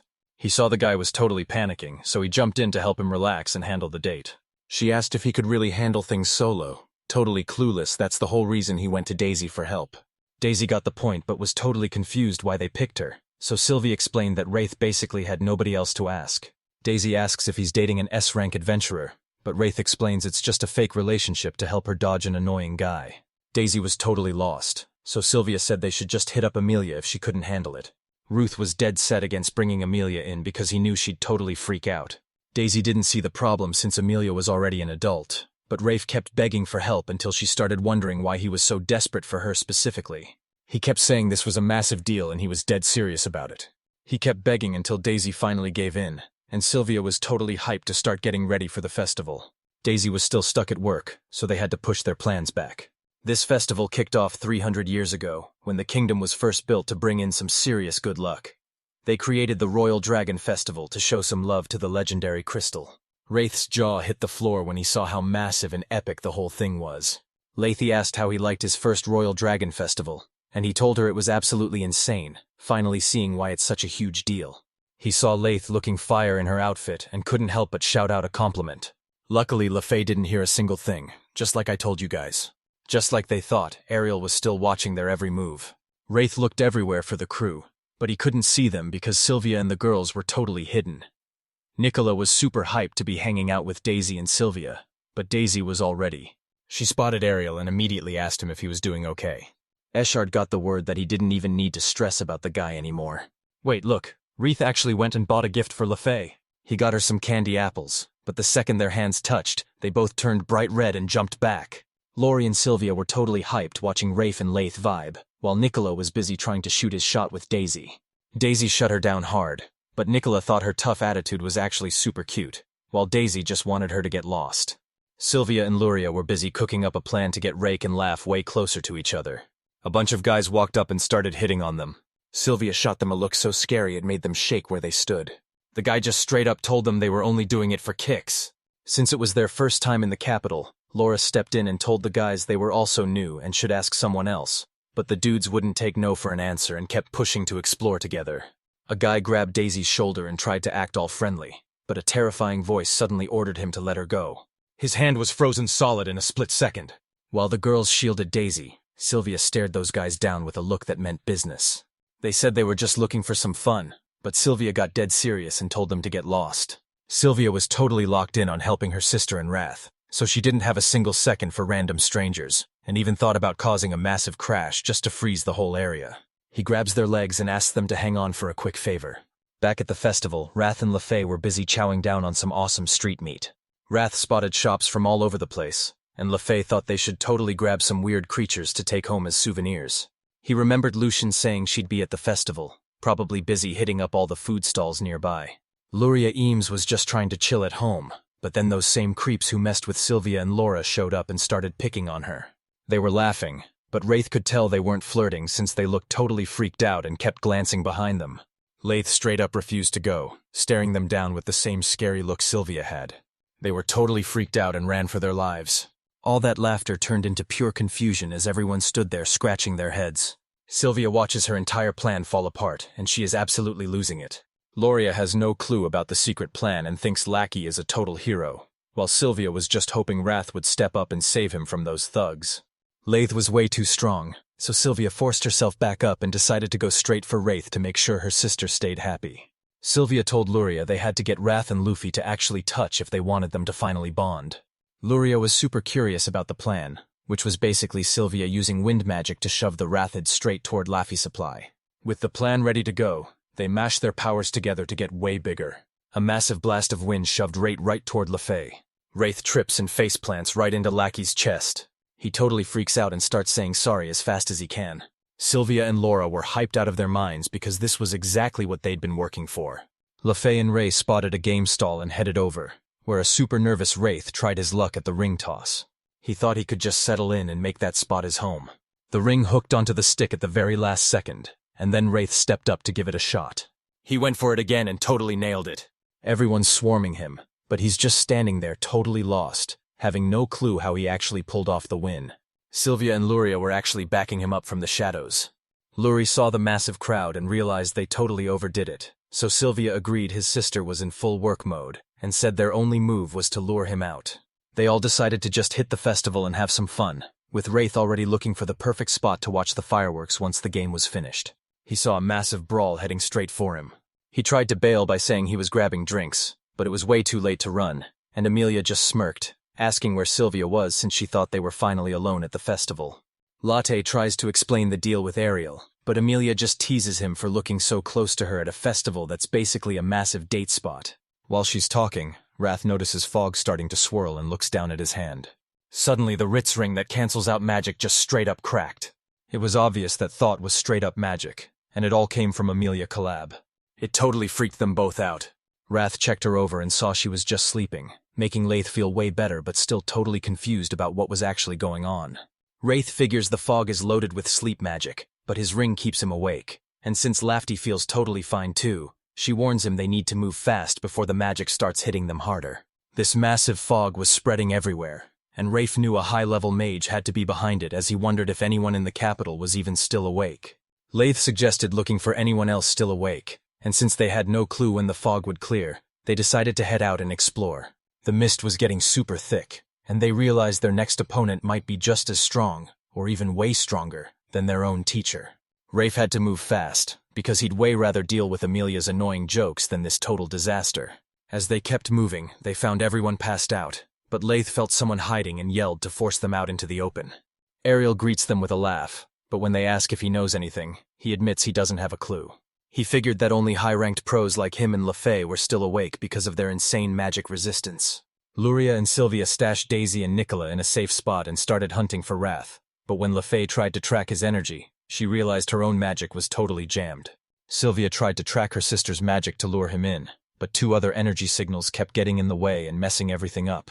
Sylvia thinks the other source is Ariel, the high-ranked adventurer they're trying to bait, and Sims remembers she's the one totally in love with LaFay, while Sylvia confirms her magic is still working just fine in the thick fog. Luria kept flying as long as her magic held out, and after a bit of searching, she finally spotted Wraith and the rest of the crew. Rafe's jaw dropped when he saw them flying in, and he jokingly asked if they were totally drunk. A voice suddenly cut them off, and they immediately jumped into their battle stances. But Mimi was actually just straight up clowning on them for being so weak. The real question is what she was even doing there and where Lucia had disappeared to. Mimi spilled the beans and said that Lucia was the one who actually started the fire. Wrath was totally lost when Nini brought up Luria, but she cleared things up by saying it wasn't the usual Lucia. He asked if this was the same quiet, bored Lucia, but Mimi explained that the girl he knew was actually the Light Laria. The person behind this magic was Dark Luria, a wild hybrid who's half human and half vampire. Over 1,000 years ago, vampires were the kings of the night with insane powers and a taste for blood, but they eventually faded into history because they just couldn't have enough kids to keep their race going. Turns out Lucia hasn't mastered her powers yet, so if she's low on blood or gets drunk, her personality flips and she goes totally berserk. Mimi explains that Lucia is officially in her dark vampire mode, using her powers to bury the entire capital under a thick fog. Wraith asked when this mode would finally wear off, and Mimi told him it could last anywhere from 12 hours to over a full day. Being a hybrid makes Lucia way stronger than any normal human, and since she's Mimi's contracted spirit, Mimi is totally powerless to stop her. Wraith wondered why she totally lost it, and she explained that she only had a few drinks because Nimi kept pressuring her to do it. Wraith asked Luria for her take, but she just told him they didn't even need a plan. They just wanted to stop Lucia without hurting her, but Ariel stepped in and told them she had everything under control. He told him straight up that he'd take care of everything himself. Ariel gave a sneaky wink, saying his potions would give them a massive boost, and once everyone was hyped, Mimi shouted for them to keep up and started sprinting. Lath reached out to Wrath, saying flying would be way faster, while Sothia just grabbed onto her. After one super bumpy ride, they finally hit the ground. Wrath wasn't used to flying and felt totally sick, seeing his whole life flash by while that spotted dark Lucia hovered right over him.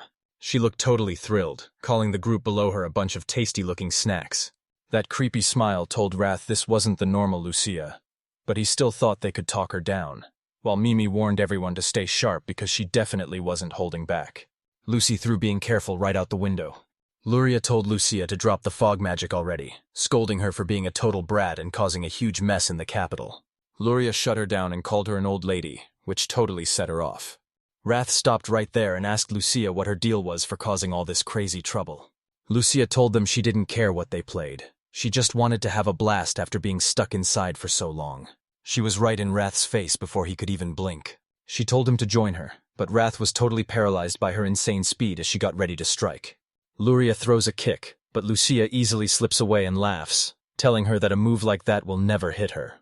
Looking back was a huge mistake, and she got instantly trapped by a blast of sharp ice. Wrath was totally dazed, wondering if she just straight up teleported.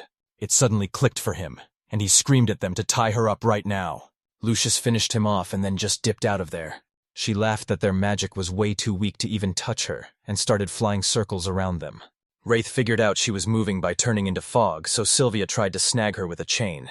But Lucius just slipped away like it was nothing. Lucian realized Sylvia wasn't even trying to hit her and started wondering what she was really up to.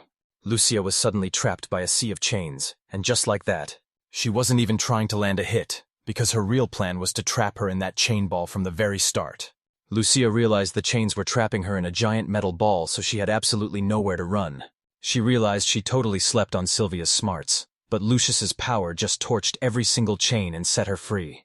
Laffy stepped up to face her next, but the second they touched, things got wild.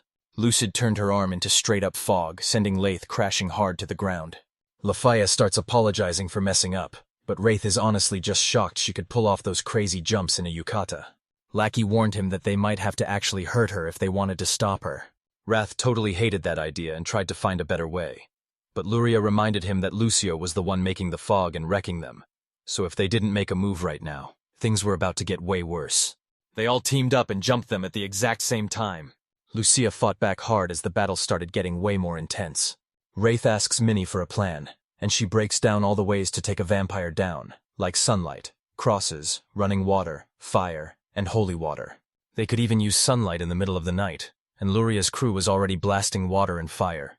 Lucia was completely immune to conjured magic, so they had to find real elements from nature, leading to holy water was their only real shot, so Wraith clutched a single bottle, praying a direct hit would finally shut her down. Right then, Lucia popped up behind him and swiped the bottle. Laffy kicks her away and checks on Wraith, who reveals that Lucia swiped the holy water. Lucia cracked open the bottle and dumped it, telling him that trying to sneak around solo just made him stand out even more. Lucy started laughing and talking total trash to Wraith just to mess with. Wrath was shaking like crazy, but he didn't say a single word back to her insults. He told the girls he wasn't even mad, he was just super hyped to cook up a savage plan to make her cry. The girls were totally freaked out by his plan, but he promised he wouldn't hurt her. He just needed all three of them to help him pull it off. Luria wasn't down for anything messed up, but Wraith swore the whole plan was totally safe. Sylvia asks how they can help, so he waves them over to whisper the plan while Lucia just keeps washing, looking totally confused. He told them to bait her into the open area near Southgate so she'd have nowhere to run. This was definitely going to be a tough job. Wraith whispered for them to just do. Ariel lunges in for a surprise strike, but Lucia dodges it like it's absolutely nothing. Lucian started mocking her for being an old lady, and she was absolutely losing it. Luria aggressively whipped up a bunch of water balls. He launched them straight at Lucia, and just as she tried to react, Lucia was so busy with the water balls that she didn't see Sylvia's chains fly right at her face. Sylvia dared her to dodge or get her pretty face wrecked, but now he's actually having a blast, daring them to go all out while he easily dodges every single attack. They pushed her right toward the spot Wrath mentioned, wherever that's supposed to be. They stood up to make a move, but Lucian saw right through them and shut it down. Ray told everyone to follow his lead exactly, taking the heat for whatever happened next. Lucia wondered who'd make the first move, totally expecting it to be either Luria or Sylvia. But out of nowhere, Wrath actually made the first move. Lucia was totally confused since Wraith didn't know how to fight and had zero magic powers. She stayed way back, totally doubting he could actually pull it off. Wrath used her compression power to absolutely crush the fountain into pieces. Lucia realized she was in big trouble and immediately bolted.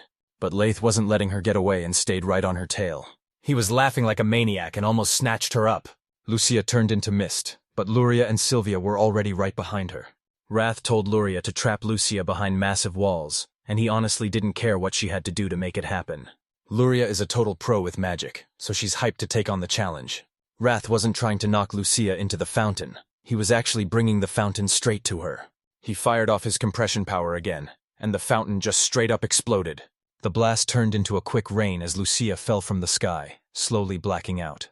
He caught her just in time before she slammed into the ground.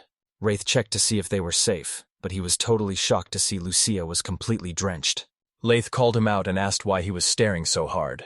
He whispered that they were super close and immediately got yelled at for staring. Wraith noticed Luria and Sylvia were bone dry because Luria used her wind magic to blast the water away. Lucia finally woke back up and admitted that Wraith had totally outplayed her. She actually started grinning at her loss, finding it hilarious that someone with zero magic managed to beat her. Wraith was stoked that he actually managed to catch her off guard.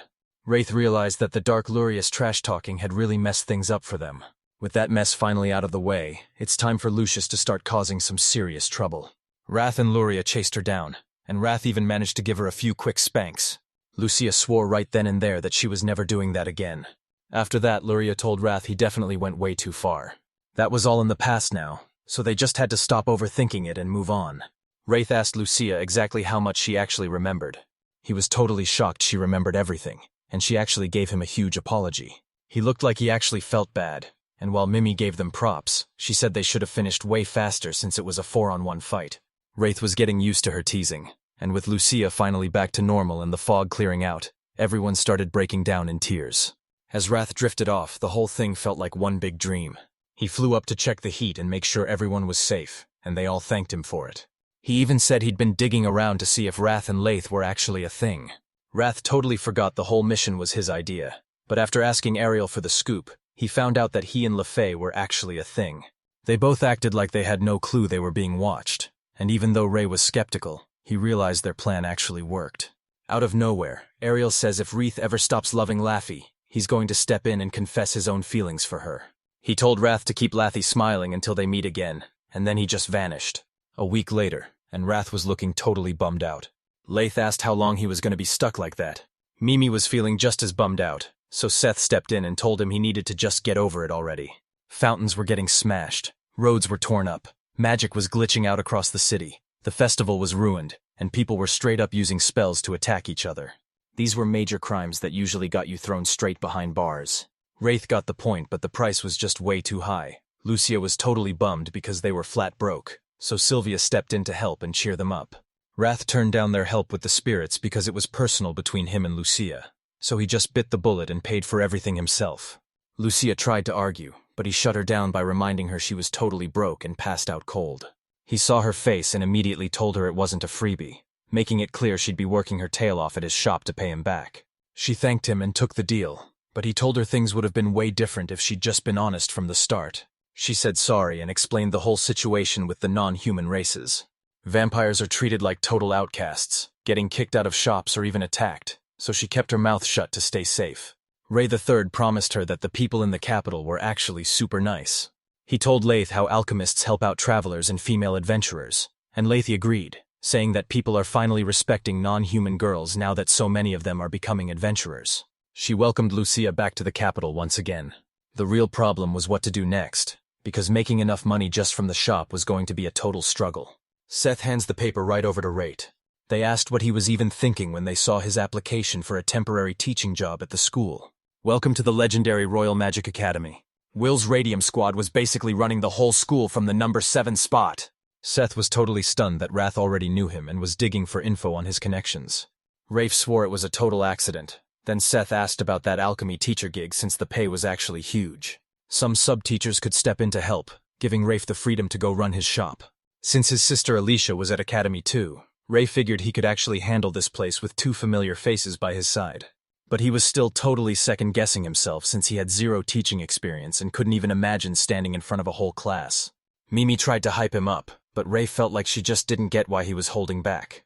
Lara was 100% behind him, but Wraith was low-key stressing that the students wouldn't respect him since they were basically the same age. Sylvia told him she was actually hyped to be in his class. He's checking out the job and plans to hit up Seth's sister for backup if things get messy. Seth just laughed, realizing she was actually younger than him. Wraith was way more chill than Seth even though he was younger, and after messing with him for a bit, Seth headed off to get ready. They kept grinding at the shop, and a few months later, Wraith and Seth finally made it to the Royal Academy so Wraith could meet up with the Wells. Wrath hesitated at the door and asked if meeting Wells was really necessary, but Seth made him do it since he'd be working there, so they knocked and headed inside. Will greets Wrath politely, but you can tell they're both totally faking those smiles. Will said he's been hearing a ton of stories about Wrath ever since their last run-in. Will finally asks the big question. Why did Wraith even choose their academy in the first place? Will saw Wrath looking totally stressed and apologized for going too far, but Wrath was actually just freaking out that Will knew about the fountain he'd wrecked. Will told him that the reasons didn't even matter because they were just hyped to have an alchemist with his insane skills on the team. He asked if Wraith checked the files, and Wraith told him he'd already looked through the papers he got earlier. He was officially set up as an assistant teacher for the academy, and while they skipped the boring contract details for now, he just had to do whatever the main teacher said until the big test. If he caught anything weird during class, he could totally jump in and help. Wrath was free to speak his mind, so he asked if he'd be helping out, only to find out Helga was the one in charge. Seth got super nervous at that name, especially since Will remembered that Helga was actually Seth's old teacher back at the academy. Wrath asked if your health is basically what makes you who you are. Will says he's an awesome teacher, but Wraith wants to know more than that. He's trying to figure out what kind of person Helga actually is. He and Will totally butt heads, but Will just signs the papers and tells him to go see Helvet for himself, knowing Helga would have some super specific rules for the class. Wrath was totally shocked and thought Will was just messing with him, but Will said he was hyped to work together and then sent them on their way. Wrath let out a massive sigh in the hall and swore he was done with legal wills for years, and even though Seth thought he was being a bit extra, he still went along with it. Reed Will's non-stop smiling was getting seriously annoying, and he promised to call him out on it the next time they met. Rafe started wondering what Helga was really like, and Seth told him she wasn't actually a bad person, just someone going through a really hard time. They gave Wraithide a full description so he'd recognize the guy the second they met. Seth rushed him right over to Helga's room. Wrath's jaw hit the floor when he walked into a massive room full of books that was way bigger than his own workshop. He figured he must be way more of a pro at staying organized than he thought to handle all this craziness. Seth asked him what kind of person he was actually picturing in his head. He figured Helga would be a total train wreck just like Luria, so he only taught her the stuff he actually knew inside and out. Seth thought it was super weird that he wasn't in his room, since he was always there back when Seth was his student. Rafe started looking around the room thinking it was totally empty, but Seth told him they should just hang back and wait for a bit. The rat spotted something on a box that looked just like a rock at first glance. It looked like some kind of magic gem, and he just had to get a closer look. Suddenly, a rough voice barked out to see who was there, and an old bearded guy stepped out, claiming the room was his private lab and they weren't allowed to move, just as he recognized him instantly, and Seth was so hyped that he actually remembered. He could tell right away that this kid was a straight-up genius. Helga looked nothing like Wraith expected, and now he's totally confused about why Seth acted so weird earlier. Out of nowhere, Helga starts moving around while Wrath keeps a close eye on him. Someone pointed out that Wrath looked way too young as he got to work. Helga was super interested in Wrath because he showed up in the capital out of nowhere and became a total legend for making insane elixirs that saved adventurers' lives. That was his biggest claim to fame, and people even said he had a crazy link to the dream world, which totally blew Wraith's mind since he didn't think everyone knew his secrets. Right as he started feeling good, Helga warned him that the boss wouldn't respect Wrath's skills until he saw them for himself, and he definitely wasn't letting Wrath get a big head. Wrath could tell Helga was being super strict, so he shot a quick look over at Seth, showing off those totally fake smiles. Helga spotted Wraith just standing there and yelled at him for being slow again, telling him to hurry up and get over to her. Wrath followed behind, wondering if he was actually going to be okay working in a place like this. He leaned in and whispered to Seth, asking why they had to move just to talk about the job. He was totally stressing that he'd messed up, thinking Helga was mad because they just barged into his room without asking. Seth told him not to sweat it, figuring Helga was just annoyed that Rafe was the same age as the students.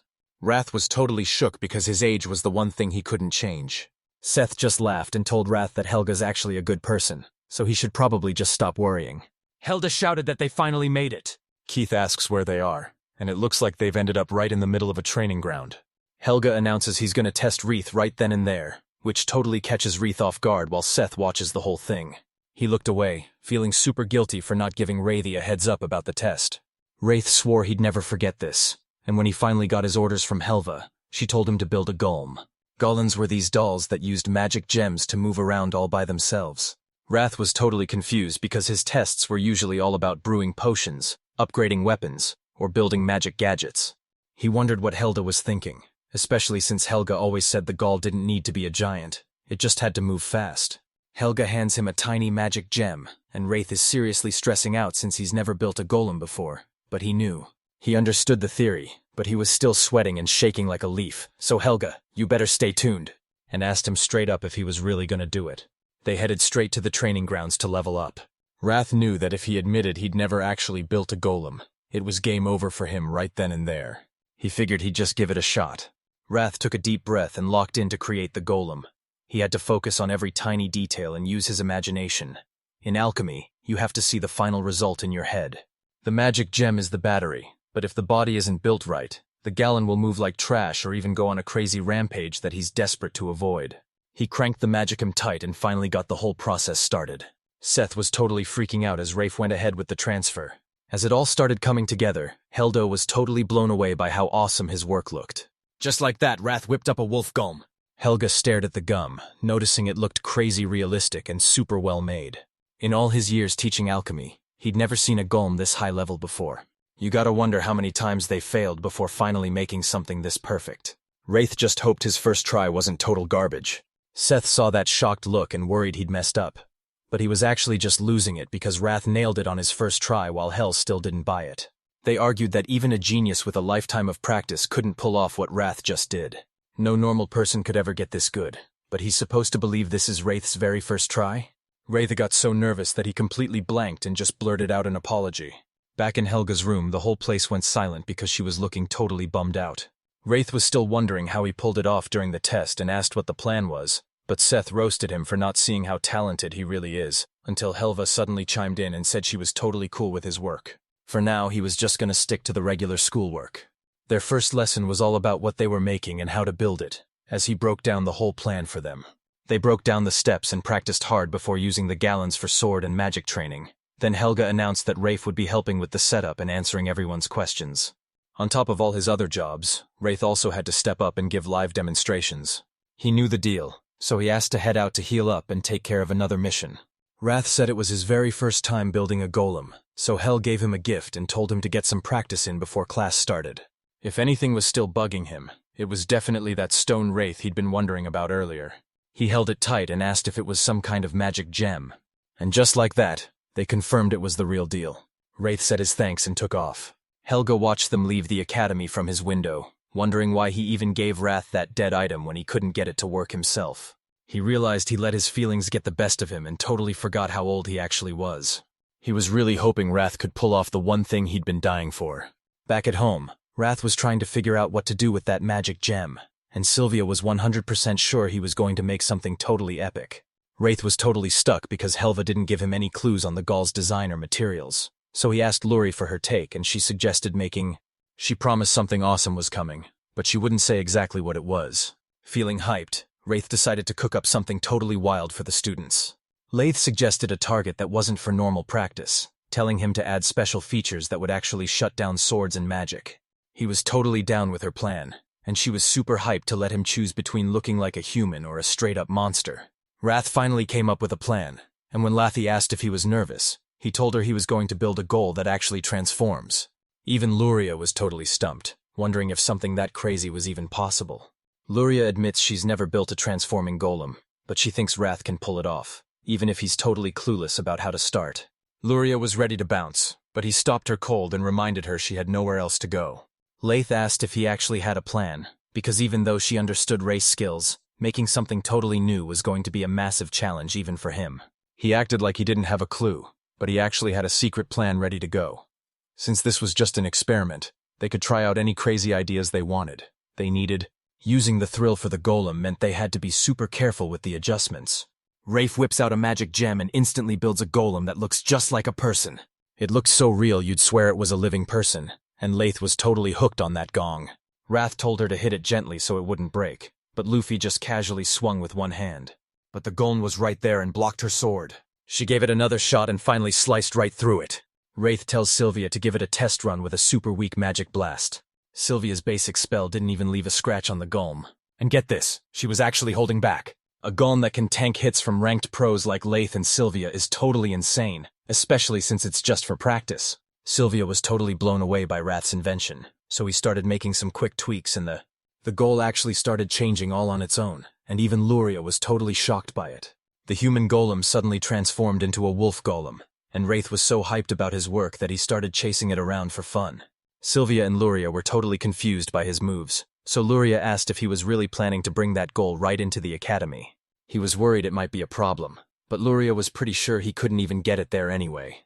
The Golem gets all its power from a magic gem inside, and if that energy runs out, it totally shuts down until it's recharged.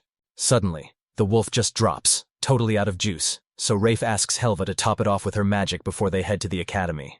Gloria was down for the plan, But since the device needs constant charging and she can't keep trekking to the academy, they'll just have to keep the goal right here. Wreath looked super bummed, so the group tried to cheer him up, but he just shrugged them off. He realized he just had to face the truth. His time with Liquid Nikwan was officially over. It's Wreath's first day at the academy, but he's already managed to get himself completely lost. While he was just wandering around, this gorgeous girl caught sight of him, and he was left wondering who this dude actually was. Wrath was wandering around totally lost, and with the other students starting to get suspicious, he had to figure out his next move fast. Alicia walked right up to him and asked what he was even doing. He tells her it's his first day on the job, but she already knew and asked where he was heading. He said he was looking for some extra hands at his workshop after following a list he'd been given. Wrath realized she looked exactly like Seth, pointing out that their hair, eyes, and faces were a total match. She locked eyes with him and asked what he really thought about her brother. Wrath called Seth a total legend who always has his back when things get crazy. Alicia thought his reaction was super weird, but she turned away while Loki hiding a huge smile. While everyone else just wanted to use her brother, Wrath was actually the real deal. She took him straight to Helga's workshop, told him she was hyped for their classes, and then headed out.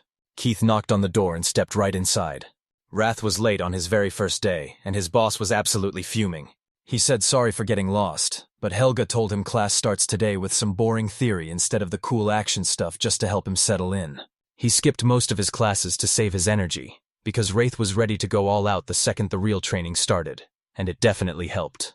She was asking what he did with the magic gem she gave him. Wrath used it to build a golem that saves a ton of energy, but he's not sure if it's actually a win or just a total flop. Helga was totally shocked that he actually built a goal out of that gem. Wrath thought about all his past fails and was totally shocked by the news, but he forced himself to lock in. He'll just have to worry about that later. He told them he'd give them his name in just a bit. They headed out of the workshop for Wraith's very first class, where he was hyped to show off as the new assistant teacher, but things got weird because he was nowhere to be found. Wrath felt super awkward with everyone staring him down, and even though he wanted to bolt, he tried to stay calm by just focusing on Helga's voice. He was totally spaced out, but by the time he finally tuned back in, Helga was introducing him as the new sub-teacher and staring at him to say something. Wreath was shaking and sweating bullets, so Helga had to step in and snap him back to reality. He introduced himself and promised to teach them everything he knew. But then a student suddenly raised her hand. She straight up asked if he was that sketchy guy from this morning, since she'd caught him with Alicia and wanted to know what their deal was. Wraith gets super awkward and tries to play it off by saying he was just getting to know his students. But when he calls Alicia just an acquaintance, the class is totally baffled since he basically just flexed a connection to one of the 4 big noble families. Helga jumped in to explain that Wraith was just lost, and he only looked shady because he was acting so nervous. She noticed his weird habits felt way too familiar, but then she got right back to focusing on the lesson.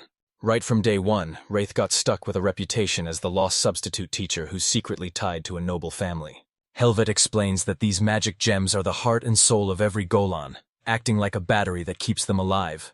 But if that gem breaks or runs out of power, the whole thing just shuts down instantly. Wraith was glad he had some downtime, but he realized he already knew all this stuff from training with Luria, and now he was just seeing it taught in a classroom. Helva led the whole class out to the training grounds for an early morning race that was about to get super intense. He saw the perfect chance to make up for his cringy start by jumping in to help. The teacher told the class to ask Wrath for help, but nobody trusted him after he got lost like a total amateur. Wrath hoped that answering their questions would fix his reputation, but the students were already building Gons perfectly on their own, leaving him just standing there feeling useless. Knowing they weren't going to change their minds, he started looking for students who actually needed some help. Ratham spotted a girl who looked totally confused. He tried to help her out, but she totally shut him down. He tried asking around, but everyone either shut him down or told him he had to go talk to Helga. Wraith and Alicia both let out a massive sigh when they realized everyone was totally dodging them. He asks her what's up, and she admits that everyone in class is totally bugging her about their relationship. Wrath felt terrible and said he was sorry, but Alicia told him to stop stressing because it wasn't even his fault. Wrath admitted that everyone was totally ghosting him, and he had no clue what to do about it. Alicia pointed out that he's stuck looking like a total creep, but she didn't get why anyone would still doubt his skills. Rafe admits he hasn't shown off his powers yet, so Alicia tells him to meet at her spot for their next training session. Wrath asked her what her deal was, but she just brushed him off and walked away. He couldn't stop wondering what she was really up to until the bell finally rang. He swung by Daisy's shop and she told him that they figured he was way too busy to show up, but Wrath said he had some free time and decided to swing by. Daisy asks if it's cool for him to leave the shop, but Wrath says Lucia's got it handled, so she starts teasing him about what he messed up this time. Wraith was getting pretty annoyed and told her to stop saying things that just messed with his head. Daisy then asked if he'd been cranking out those elixirs in bulk. Wrath just started a temp teaching gig at the Magic Academy, but the students are already roasting him because he got lost and was late on his very first day. Daisy basically called him an idiot to his face, and even though Wrath was begging for a way to fix his reputation, she was totally confused why he'd even come to her for help. Ruth knew Luria would totally hold a favor over his head, but Daisy would just give him the honest truth right away. She told him he needs to prove he's a legit alchemist if he wants to get his respect back. Wraith knew he'd just have to wait for the next practice class to finally pull it off. He asks Daisy how she's been, but he gets absolutely nothing back. He hasn't even been around to help at her shop or teach her any alchemy lately. She told him it'd be way faster if she just showed him how far she'd come. They headed into a room where Daisy started using Lamu to pull off her plan. Wrath remembered that mid-tier potion they made when they first met, and was dying to see how much she'd actually leveled up since then. Daisy starts brewing the potion, and he can tell she's moving way more naturally than before. Wraith finished the potion and was totally blown away by how awesome it looked after all her hard work. The quality was insane, and he gave Daisy major props for leveling up her skills so much while running the shop all by herself in less than a year. Daisy blushed and told him she'd totally surpass him one day, and Wrath was actually hyped to see her try. He gets back to the shop and finds Luria sitting there looking totally stressed out. When they asked her about it, Luria just said her mana flow straight up fell off.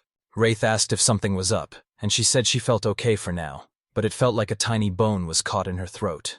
He was super worried and asked her to dig deeper, but Luria explained the glitch was so tiny that even expert mages would miss it, so Wraith figured they should just let it slide unless... Luria was totally down and asked him how his day at school went. You could tell just by looking at him that things went south, and when Lafayette and Sylvia showed up, they were totally shocked to see him looking so defeated. Luria says she only brought up school, but he totally lost it. Blackie kept pushing for answers until Wraith finally admitted that everyone at school was totally avoiding him. He explained how a bunch of drama made them stop trusting him, but he honestly had no clue what he did wrong. He was so annoyed that he almost quit on the spot. Since he was just an assistant, his only real job was to back up Helga, and that was the worst it could get. Sylvia promised him he was going to be just fine. She called him out because his mana flow had been acting totally weird lately. Wrath saw it wasn't causing any trouble, so he didn't even sweat it. He checked in with Laith, and she told him that Ariel has totally chilled out thanks to him, making everything super peaceful. He was stoked to hear that, laughing and telling him to hit him up if he ever needed a hand. He thanked her and promised he'd reach out to her when the time was right. It's dinner time on the second day of their training, and everyone's finally sitting down to eat. Ruth realized the other students were still totally acting like he was invisible. He had to admit, the way they used those guns was actually super creative. Maybe they just saw things differently than he did, but for now, he headed straight for Alicia. He caught her just staring at her magic gem, and since everyone else was already building their guns, he asked Alicia if she was falling behind. She swore she wasn't slacking off, then handed him a magic gem and told him it was time to prove what he could actually do. She took a huge breath and shouted that Wraith was about to show everyone exactly how it's done. The whole class was hyped to see what went down, but they still weren't sure if those skills were actually legit. Wraith saw his big chance to change their minds and told Alicia she just had to trust him. He told her to back up so he could have enough room to check it out. He catches them talking trash about him, and it all happens in just a few seconds. Wraith whips out some insane cat gallum and totally blows everyone's minds. The golem looked so real it was basically alive, and its fur looked exactly like it came off a living animal. The students started to wonder if their teacher had always been this much of a beast. Alicia was totally blown away because even though her brother hyped up his skills, she never imagined they'd be this insane. Gong looked so real that it wasn't even a doll anymore. It was like he actually created life. Most golems are just built to stay still and be tough, but making one with the complex parts needed to move is a super rare skill. Even the smallest mistake would make the whole thing. He thought he totally nailed it, so he was shocked when he didn't get the big reaction he was looking for. He asked Alicia if his demo was good enough, and she admitted she totally slept on him, finally seeing exactly why her brother was so hyped. Wrath was totally lost and asked her to explain, but even after she tried again, he still didn't get it, which honestly shocked her even more. He didn't even care about his messed up feet, and that just made her respect her brother even more.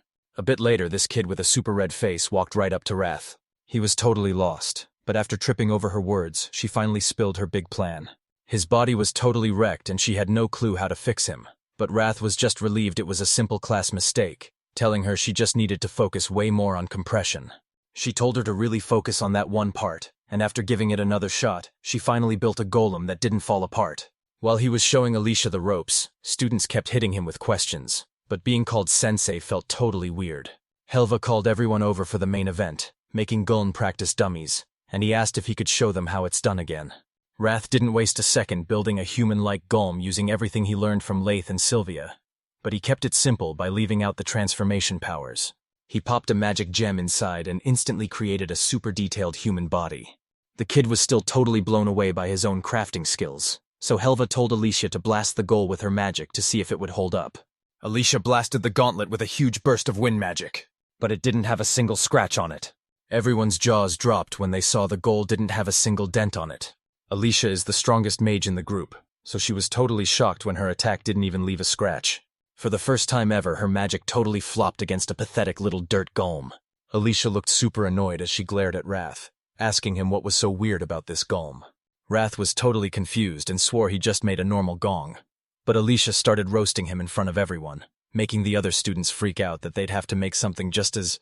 Helga heard them and told everyone to relax, making it clear she didn't expect them to do anything that crazy yet. A week later, Wrath is super confused when he sees the other students straight up blasting their gongs with magic. The training field looked like a total war zone, and as he stepped back to avoid the madness, he spotted something. Those gongs just snapped like they were nothing.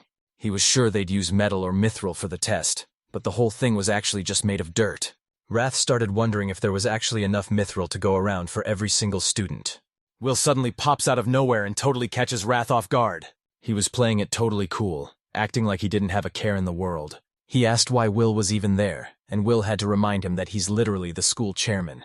Will said he was just checking in on the new guy and asked how the work was coming along. Wraith admitted he was actually struggling, even though Will totally expected him to be crushing it. Wrath let out a nervous laugh and said things were getting pretty rough, but he was still giving it everything he had. Will was hyped to hear that, and he just stared at Wraith for a second without saying a word. The moment Alicia called out to Wrath, he made an excuse and dipped. He walked up to Alicia, and she could tell he was totally stressed out after talking to Will. Wrath didn't even notice how he was acting, but Alicia saw right through his calm face and knew he was actually super uncomfortable. This totally freaked Wrath out. Alice explains that growing up in one of the 4 great noble families gave her this special insight without her even realizing it. Rafe was totally stunned because Seth is usually so clueless, and now he's wondering if Will also noticed how awkward he was feeling. Alicia was sure Will already knew the truth, so Wraith decided to stop hiding his feelings since the secret was out. Alicia confirmed that Will and Wraith actually knew each other. He tried to play it off as a total accident, but Alicia wasn't buying that Will just ran into them by chance. Ruth thanked Alicia for finally showing her what she could do, just like she asked for earlier. That move totally earned him the students' respect, and Alicia thanked him for doing what had to be done, hoping things would stay chill as long as no more drama popped up. Wrath was really hoping that tomorrow would be a totally chill day without any drama. Wraith stood right outside the chairman's office, trying to find the guts to finally step inside. Will was waiting for him, sensing that Wraith was super curious about why he'd been called there. He told Wraith to just chill out, explaining that he only needed one simple favor, just for helping keep the school grounds in one piece. Wraith asked what was going on, so Will broke it down. The training grounds were a total wreck from their recent alchemy lessons. He was totally right. The place was a complete disaster after yesterday's class, but Wrath was hired as an alchemy assistant and didn't think he should be stuck doing all this extra work. He was just about to say no, but the second he heard he'd get paid, he was totally down for the job. Will was shocked by how fast he was moving, but he just said he wanted to make the perfect spot for the students to study. He was down to do literally anything just to get his hands on some extra cash. So he spent every single day just grinding away, keeping the whole school in perfect shape. Lately, everyone's been swarming him with questions because the final practical exam is coming up in the very next class. This student just wouldn't stop firing off questions. Faith decided to have their backs by hosting a big study session after school today. He posted the news, but since it was such a last-minute move, he didn't think a huge crowd would actually show up. He was totally shocked to see the classroom was already jam-packed with students. He was super impressed, but since he'd only been helping Helga with her training, he hadn't practiced his own moves, and it was making him really nervous. He told everyone to grab a box and said he'd explain the rest of the plan in a second. After everyone grabs their boxes, he tells them to roll the dirt into a ball, but there's just no way these students can actually pull it off.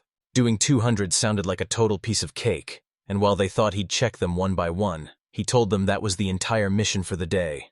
They were feeling totally unstoppable and thought they'd wrap this up in no time. They gave it a shot, but it was a total fail because that dirt wouldn't move an inch. Rafe pointed out they probably realized this wasn't just regular dirt, but soil from the southern continent that literally sucks away all your magic. Some dirt in this world is basically a magnet for magic, while other spots just shove it away. That was the exact kind of dirt Wrath decided to use. He told them they could quit whenever they wanted, but if they had any questions, they just had to raise their hands. Suddenly, a ton of questions started popping up. Alicia said the dirt wouldn't budge at all, and she really questioned if it was even possible to move it. He saw they weren't buying it, so he told everyone to huddle up so he could show them what he's really got. He quickly rolled the dirt into a ball, and Alicia asked him if there was a secret trick. They could either pump it full of raw magic or just be super precise with it. This dirt actually resists magic, so they have to pump in way more energy to make it move, just like he warned them. He told them that if the dirt fights their magic, they have to get super precise and focus on every single tiny grain to make it obey. This whole workout was basically just to get them super strong. It's all about technique, and only the ones who've totally mastered the basics of alchemy are actually gonna make it. Alicia was totally locked in and kept things 100% fair. They finally got the dirt to move a tiny bit, but keeping it up was a total struggle, and she knew there was no way they'd finish today, especially since shaping it felt impossible. Leaving, Alicia was totally down, so Wraith made things easy and told them to just focus on making the dirt move. The special session finally wrapped up, and everyone was putting in some serious work. It was super late, but he was still stuck taking care of the school grounds. Suddenly, he spotted a poor guy standing right where the path turns. He wondered if this was from a different lesson, and if there were even more marks to find. He didn't waste a second and started tailing them right away.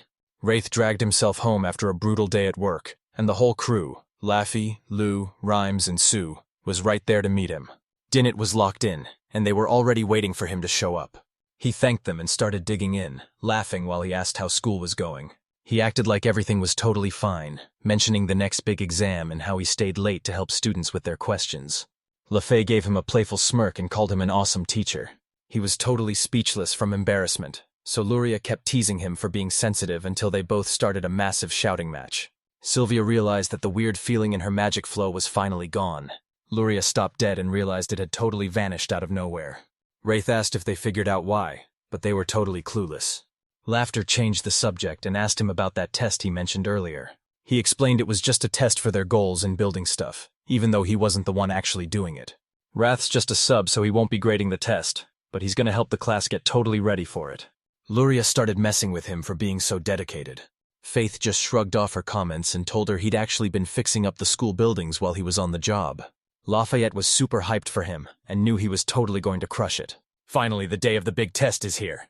Ruth looked around and realized today was the perfect day for it.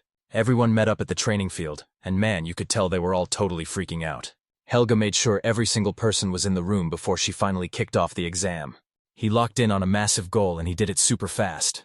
You lose points for being slow, but the fastest students crushed their goals in just 5 minutes. Next up was the durability test, where they used light magic to see just how much punishment they could take. When it was finally Alice's turn, Wraith kept his eyes locked on her. She built a totally epic golem and put its power to the ultimate test. Alice whipped up her golem in just 3 minutes, and the thing was totally solid. She totally crushed Helga's insane standards, and right after, Alicia ran over to Wrath to ask how she did. Wrath was totally lost and asked her to say that again, because she was just dying to know how she did on her test. He told her she was straight up on a whole different level than everyone else.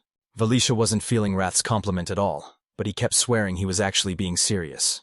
Out of nowhere, Alicia felt a weird surge of magic, just like the one Sylvia and Luria had sensed before. She said that just yesterday none of this was even happening. Wrath couldn't figure out what was happening, so he guessed it was just some weird magic glitch. He told Alicia not to worry, but he knew it wasn't just a fluke since it kept getting brought up. Ray was hanging back after school to fix up the training grounds. He spots those paw prints all over again. He decided to go see what was really going on. He followed the tracks until they just stopped out of nowhere. It didn't give away a single clue about how the magic moves or what those weird marks were for. The next morning, Helder was absolutely livid when he saw the students' containers were totally trashed. The students put their whole hearts into these projects, and it's making her blood boil. Wrath told them they had to get to Will's and report it right away. They headed to Will's office only to find out that absolutely nobody saw what happened. The night guard didn't see anything weird and no one else reported a thing, so Will told everyone they had to check those smashed gongs for clues. One look at the wreckage and they're convinced it was magic, because no human could ever cause that much damage. He looked at the gems and realized every bit of magic inside them was totally sucked dry. Magic gems don't just run out of juice on their own, so someone definitely drained them on purpose. With classes finally starting and Will's security beefed up, they decided to put the investigation on hold for now. A bit later, Rafe caught up with Luria to talk about everything that just went down. Faith admitted he didn't know much about magic, wondering what could possibly need this much power. Luria says pulling power straight from magic gems is super rare, and since there's nowhere to store it, you have to use it the second you get it. She asked if he saw any signs of it, but he didn't see a thing, and Luria was just as clueless as he was. Graith was getting nervous because even a magic pro like Luria was totally stumped, so he decided to check the golems he made earlier for some answers. He got to the storage room to check it out and was totally shocked by what he'd actually done. He finally saw what was hidden inside. Next, Raitsum stands right up in Lucia and Luria and finally speaks his mind. He made it clear that this was a massive deal and told them they better not look away for even a second. He was keeping it together until that moment, but now he's totally starting to freak out. He showed everyone the truth. His liquid MC1 was completely gone. Lucia was totally confused, so Luria explained that the wraith who vanished was the one who actually made it. Lucia was totally confused, wondering why it vanished and if it had actually moved on its own.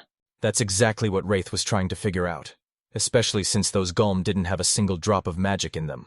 It felt super weird, and then he remembered everyone saying the magic flow was acting totally glitchy. He asked Luria when the magic finally calmed down, and after she said it was just yesterday, he followed up by asking when the weirdness first started. Luria catches on quick, so Wrath explains that the magic flow totally glitched the second he made that liquid MC1, and it's the exact same mess that's been hitting the Magic Academy since yesterday. All that crazy magic energy was actually coming from his liquid Macoon, which had somehow flooded right into the Magic Academy. Whoever smashed those golems at the Magic Academy sucked every drop of magic out of their gems, making it look like some super hungry low-quality golem was behind the whole thing. It needed magic to stay alive, and since he was the one responsible, he called up Lathe and the squad for backup. He told the girls what was going down and asked for their help to stop that rogue golem. Sylvia was totally freaking out, and Lathy knew that dealing with Wraith's creation was going to be a massive pain.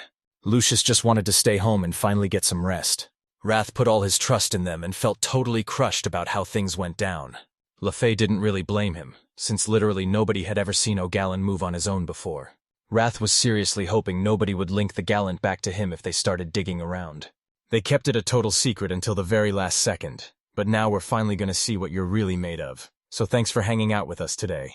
He laughed and said those crazy powers would totally give it away, but then he started thinking.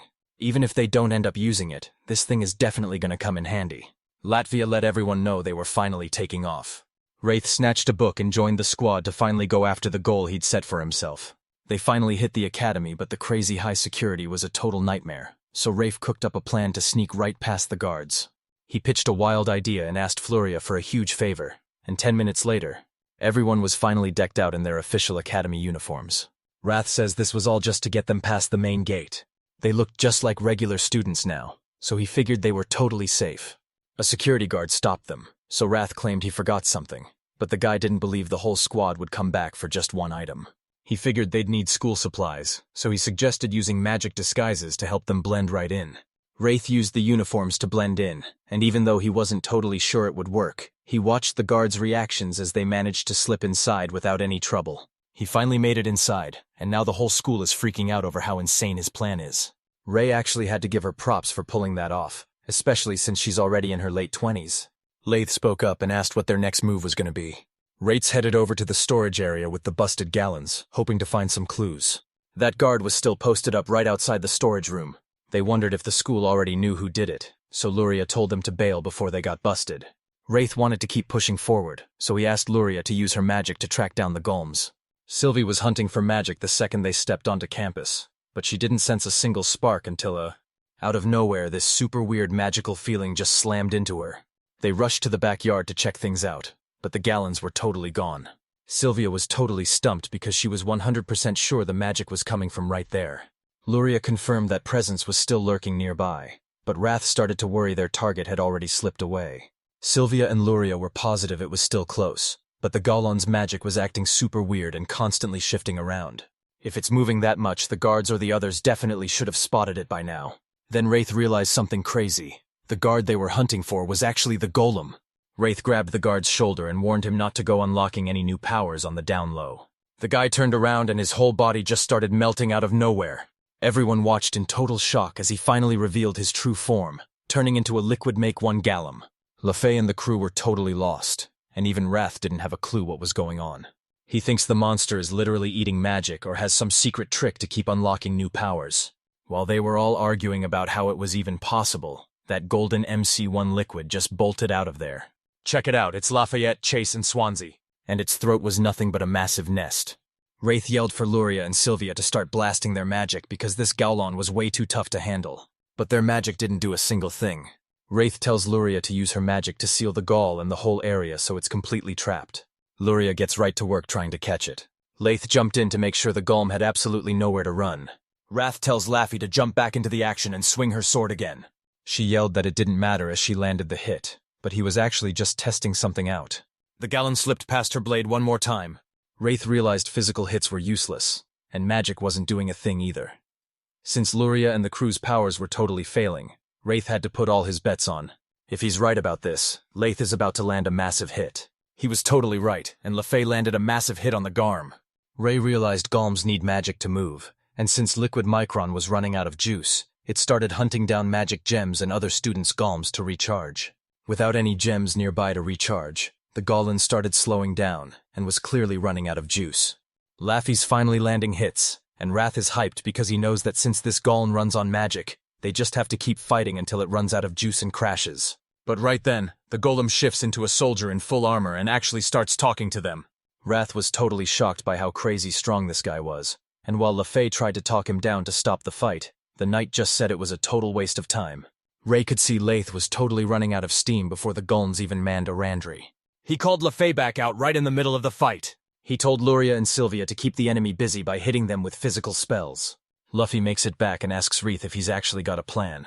He wasn't totally sure it would work, but he told them the plan anyway. They were totally down for the plan, so Latvian teamed up with Sylvia and Luria.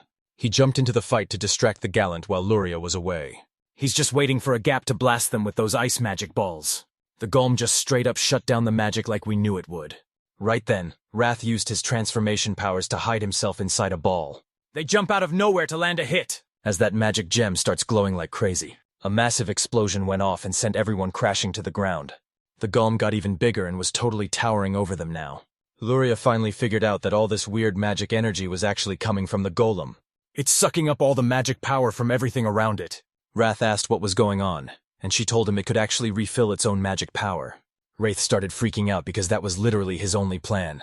Luria wasn't so sure it could suck up enough mana to keep everything running. The Golem went straight for the students' mana jugs to suck up all that extra power. They basically had to wait for its mana to run out or just aim straight for the magic gem. Rafe is shaking like crazy even though he's not even fighting, while Laffy just charges right back at that Golem. The battle was getting wild, but Golin's massive size just made him way slower, and he actually started laughing. He's barely keeping the Golem busy and screams for a plan, but there's absolutely nothing. He knew he'd need some serious backup to smash that magic gem. It was a massive target, but man, this thing was way too tough to take down. Luria told everyone to back off and clear the area while she got ready. He got hit by a super strong magic spell. Wraith was stressing about wrecking the school, but Luria just shrugged it off and said they'd fix it later anyway. He tried to argue, but she just trapped him in a magic bubble and told him to stay put. She was finally done holding back to stay out of trouble after Luria unleashed that massive power. Lath and Wraith put everything into that hit, praying the gong was finally blown to pieces. They were sure nothing could survive a blast like that, but as the smoke cleared, the gong was still standing. He stood his ground with a broken arm that was still surging with insane power. Wrath was completely out of moves, and Laffy was pretty sure her sword wouldn't even leave a scratch anymore. Rafe realized their only shot was to reach out and touch that magic gem to shut it down. They needed to work as a team, but he was way too scared of putting his friends in any more danger. But the girls were already all in, and you could tell they weren't backing down for anything. Rafe sucked it up and told the squad to pin that goal down so he could finally get close. Lucia, Sylvia, Lath, and Luria all jumped in, attacking one after another in a non-stop combo. This gave Wraith the perfect opening to go straight for the magic gem, and they start pulling the plug to shut it all down. That gong fought back by sucking the mana right out of him. This makes the whole job a total struggle, and the guy who created the Gollins is absolutely fuming. Wraith pushed with everything he had and finally made it happen. The whole place comes crashing down, and he's so wiped out from using all his mana that he can barely even stand. And they're finally gonna let it all loose. Things got way more intense the second Will's squad from the guards finally showed up. Ray ends up in Helga's room where she's actually apologizing to him. Wraith tried to step in and comfort Helga, but she just kept right on going. Wait, let's go with... Turns out the whole rampage was caused by a busted magic gem Helga gave Wrath, and if she didn't know it was... Helga tried to sabotage Wraith by giving him a broken gem so he'd fail and quit. But his alchemy skills are so cracked that he built the golem anyway, sparking total chaos between her jealousy and his insane talent. Helvet admitted it was totally unfair to make them pay for the school's damage and promised he'd take care of it himself. Rafe heads over to Will's office, where Will sees how bad Helga feels and tells him he's a solid guy. Will told Wrath he was totally off the hook for the accident, and even hyped up his insane alchemy skills. Will asks Ruth if she's actually down to keep teaching. Wrath started thinking about the friends he had in his life outside of his job. He keeps it respectful but totally turns the offer down. Will didn't even look surprised. He just told him he was always welcome to come back. They shared a quick look, and Rafe immediately started cleaning up the total disaster they'd left behind. She asked how it all went down, and he told her the Golan's magic gem glitched out, so nobody blamed him for the mess. But he's officially done with teaching. Luria was totally shocked and asked if he really thought he could handle teaching, pointing out that since he has 0 friends, he'd have no clue how to help students with their drama. Wraith just brushed it off, telling her he had Laffy and the others, and Luria was honestly so hyped that he finally found some real friends in the capital. Wrath was super confused and asked her what she actually meant by that. Luri finally dropped the news that it was time for her to head out. He was totally lost and asked where she was going, so she told him she was heading way out past the capital. Wrath was getting super annoyed with her random news drops, but he knew that was just classic her. She started messing with him, asking if he really missed her, and then she got super serious and explained that since her student had finally grown up, she was ready to hit the road and start her journey again. Wreath came up with the idea to throw a massive party to say their final goodbyes. She was totally loving it and started messing with him all over again. It's been 2 weeks since the Golan chaos went down. Mimi's big goodbye party finally started, and Wrath cooked up a feast to keep the energy high. Luria grabbed a glass of champagne as everyone raised a toast to celebrate Rates finally being done with his teaching days. And just like that, Luria's brand new adventure kicks off with a massive party full of food, drinks, and non-stop laughs.